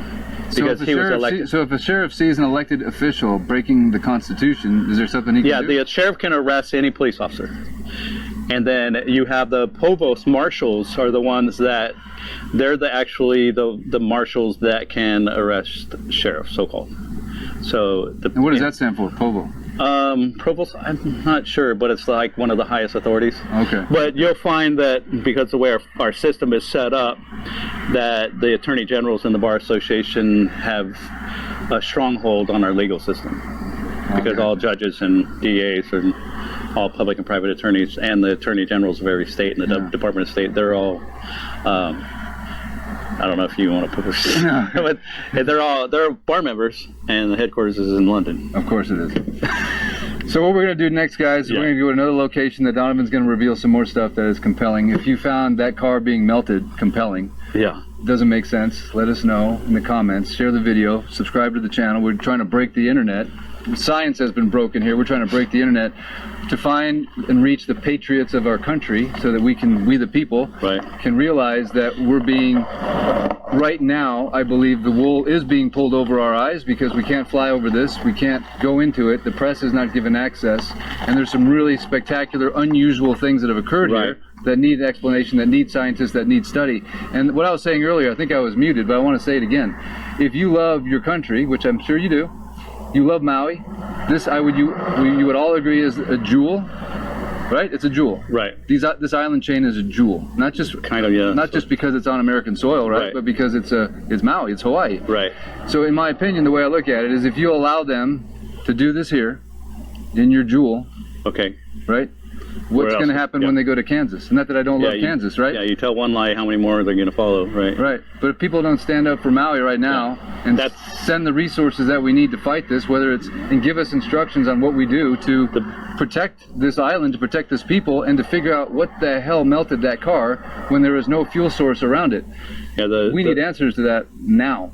The most profound message that I could say is that you watch Senator Cruz, you watch all of the congressional televised arguments for whether it's the rights of the people, whether the FBI had documents that were not, that they know of, that weren't brought out in the public. Okay, they show all these things publicly because it's the people they're showing it to, because we live in a free country, land of the free, home of the brave. Right. It's up to the people to hear that and take action, because we are the boss. Right. So and if they tell the boss what's going on and the boss doesn't do anything, don't complain. Right. So my question I'm going to pose to you guys, are you free? And most importantly right now, are you brave? Yeah. Right? Is there bravery left in this country? I've been told by multiple people I'm risking my life by doing what I'm doing. I've already gotten death threats. He didn't want to go on camera. Last time I checked, you look pretty brave to me. I wouldn't want to mess with you. And so, right. So they all stand at those football games and put their hand, land of the free, home of the brave, sing the national anthem. Right. Everybody wants to watch football and watch UFC and watch people fight. And put your money where your mouth is. Yeah, you want to see fight? You get in the fight. Get in the fight. Get in the real fight. Seriously, get off the freaking the bleachers of fake fights and get in the real fight for your country. Because if you don't, America, you ain't gonna have a country, man. You are not gonna have a country. And if you think I'm kidding, roll the tape forward 20 and 30 years. What are you gonna hand your children? Tyranny, authoritarianism, space robots. I don't know what the hell it is. But all I know is if we give 1 inch according to the law and the Constitution, right? Yeah. Then you don't really have the law or the Constitution. If you give 1 inch of a cornerstone foundational freedom, right, then you don't really have a Constitution. Yeah, ask your local authorities if they know the first 3 words of the Constitution. We the people. Right. And they don't even know it. Really? Yeah, but they swear to it. Yeah. They swear to uphold it. That's how disconnected they are. So what's the call to action? Should we ask everyone that's reading this listening to this to go read their Constitution? What would you, honestly, I'm trying to motivate people here because this is a real situation and you seem like you know some really important things. What would you, how would you mobilize the people that are watching this right now to help us? The only thing they can stop you from doing legally or lawfully is injury, damage, and loss and breach of the peace. That's the laws of our country. Everything outside that is illegal and money grabbing. It's called statutes and codes. Right. So it's very simple. If you're not hurting anybody, stealing their property or damaging their property or breaching their peace, that's what our country is founded on. But last time I checked, weren't they just looting during Black Lives Matter and all that stuff? And none of those. I'm not trying to pull up that out of the past, but I have a feeling that we're dealing with the same people that didn't enforce those laws, right? That's because the Bar Association. It's the Bar Association. You and I will have this great conversation eventually. But trust me, I understand what's going on with the Department of Justice. All you have to do is look at the Hawaiian flag. What is that, the Union Jack? Okay, the British Empire owns 3/4 of the world. This, like I said, it'll be could be a little heavy for the audience. Yeah. Let's stay on task. Save Maui first, and we're going to cover all this stuff later. And I can prove it. Yeah. But on a serious note, guys, I want to, before we go to the next spot, I just want to seal this video in prayer. Okay. I believe the enemy will not have access to what we're doing. Don't know how. Hopefully, yes. Don't know how that works, but I call on the supernatural power of God. I seal this video in Jesus' name, because He is our only hope, and we need to remember that it's every state constitution, I believe, has the word God in it, and we are a godly country, and every dollar bill has got God on it. And God we trust. And God we trust. So whoever, I know who my God is, but whoever your God is, it's time to start trusting. It's time to start listening, and it's time to start praying, and it's time to start invoking the spiritual forces that I know will help us win this battle. And I'm going to say, I pray for all the lives that were lost. Yeah. Right here. And I'm not forgetting that. I'm not doing this for entertainment. I'm not doing this for YouTube likes. Amen. Yes. I pray for every soul that perished in this fire, because if it can melt aluminum in a car. That's why I was willing to do this for the people. I have no motive. I don't. I brought food. I brought water. I helped them in traffic. Everything's, for the people, whether they deserve it or not. Yeah. Well, dude, I think you're a hero, bro, for doing this and for what you did that day. And I think it's people like you that makes our country like the backbone of our country, right? And it's the unsung heroes that we're going to try to show on this channel. And obviously, I hope people remember you, and if they want to give to you at some point in time, I'm happy to put your information out there. Okay. We're raising money through MauiLFG.org, but most of our videos, all of our videos we're making right now, we put the information for the people that are featured. And so if people do want to give to you, do you have a... you're good. But if you did at some point in time, you can give to Maui LFG. You can put the word Donovan on there. We will get money to him that he can then give to people that he wants to help. I don't need it, but thank you. You don't need it. I don't need it. And for all you haters out there that think I'm doing this for anything other than just trying to help my community and also foil the plans of whatever this is all about. I just like to sell real estate. And by the way, don't make realtors your enemy, because real estate agents are not calling to buy land. People call realtors, and then the realtors, I'm telling them, no, go away. So let's not vilify the people that are here to help. This is a real estate problem, and you need real estate professionals to help with real estate problems, bottom line. So for all you realtors out there, step up, control the public image, do something for the community, and they will remember that, and you will help, because you are needed. We are real estate professionals. NAR, I'm talking to you. Please put out a campaign that encourages and mobilizes the realtors. A lot of realtors on this island have made millions and millions of dollars.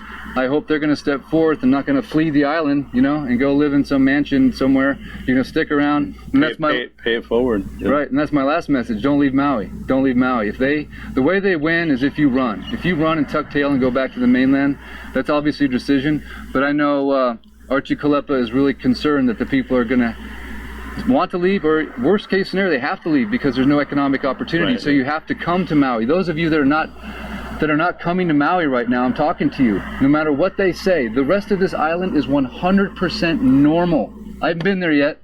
I haven't left the west side, but I've heard it's completely normal. But they're getting choked out. Their businesses are closing as we speak. So if you people don't book a trip to Maui right now, if you let these people, if you listen to the people that have the pulpit that say, oh, don't come to Maui. Yeah, don't come to West Maui. I got you.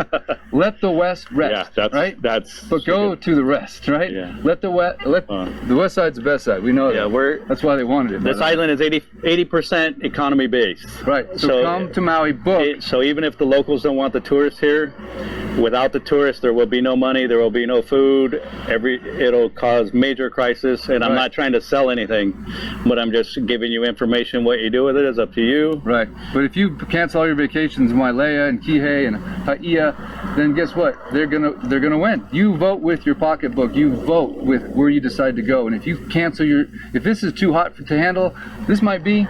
But Kihei is hot in a nice way. Wailea is hot in a nice way. Come here and support. Do what you can. But don't leave the west side if you're from here. Don't let them choke us out. And come to Maui and support the economy. We're going to go to the next spot. Donovan, thank you so much for your time, brother. Much aloha. You're welcome. Aloha. Any last words? Strength and honor. Strength and honor. And I get that on my arm. Dylan, thank you, sir, for all your efforts, brother.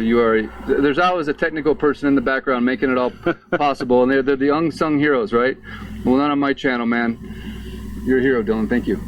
You are as well. At the drop of a hat, he comes with me and gets all the technical side set up. So thank you, sir. Much aloha. Hey, you're awesome, kid. Shout outs for Dylan. We all are. We all are. We're acting like a hero already. Right. Every person matters. And if you're someone that wants to come on this channel and tell your story, we're here. If you're a survivor that wants to tell your story, or if you're a member of the community, if you're anybody, if you're a firefighter, a police officer, a member of the government, we want to hear the story. Let's get the truth out so that people can hear it, because obviously the press is not doing their job because they can't do their job is what it seems like. Yeah, they're under control. Under control. Thank you, guys. Much aloha.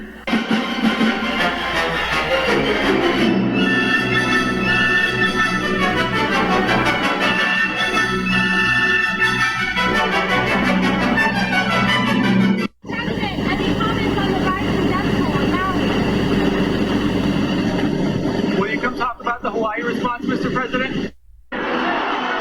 People were running out of their houses, apartment buildings, screaming, looking for each other, asking for help, trying to help people who were in need of help, looking for a way out in the middle of this incredible noise, in the streets that were filled with smoke, not being able to orient themselves where they were, and often running right into danger and flames and destruction. The fire dies down after 6 days. The city is devastated. Many think the worst is over. But the blaze ignites again. Flames spread from neighborhood to neighborhood, devouring everything in sight. Rome burns for 9 days. The devastation is massive. The fire of '64 is an outstanding event. It's a rare event. Fires before then were frequent in Rome, but not on this scale. Most of the city is destroyed. It has to be almost rebuilt totally.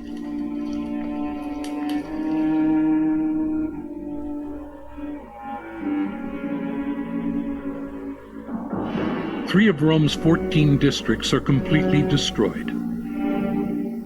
7 are reduced to mangled ruins. Only 4 remain intact. It's the perfect opportunity for a builder. Too perfect. Rumors begin to spread that the fire is an opportunity the emperor created for himself. Legend says that as Rome burned, Nero sat on his balcony, singing the fall of Troy, with the city suffering as his backdrop. But like many accounts of Nero's life, it's hard to separate fact from fiction.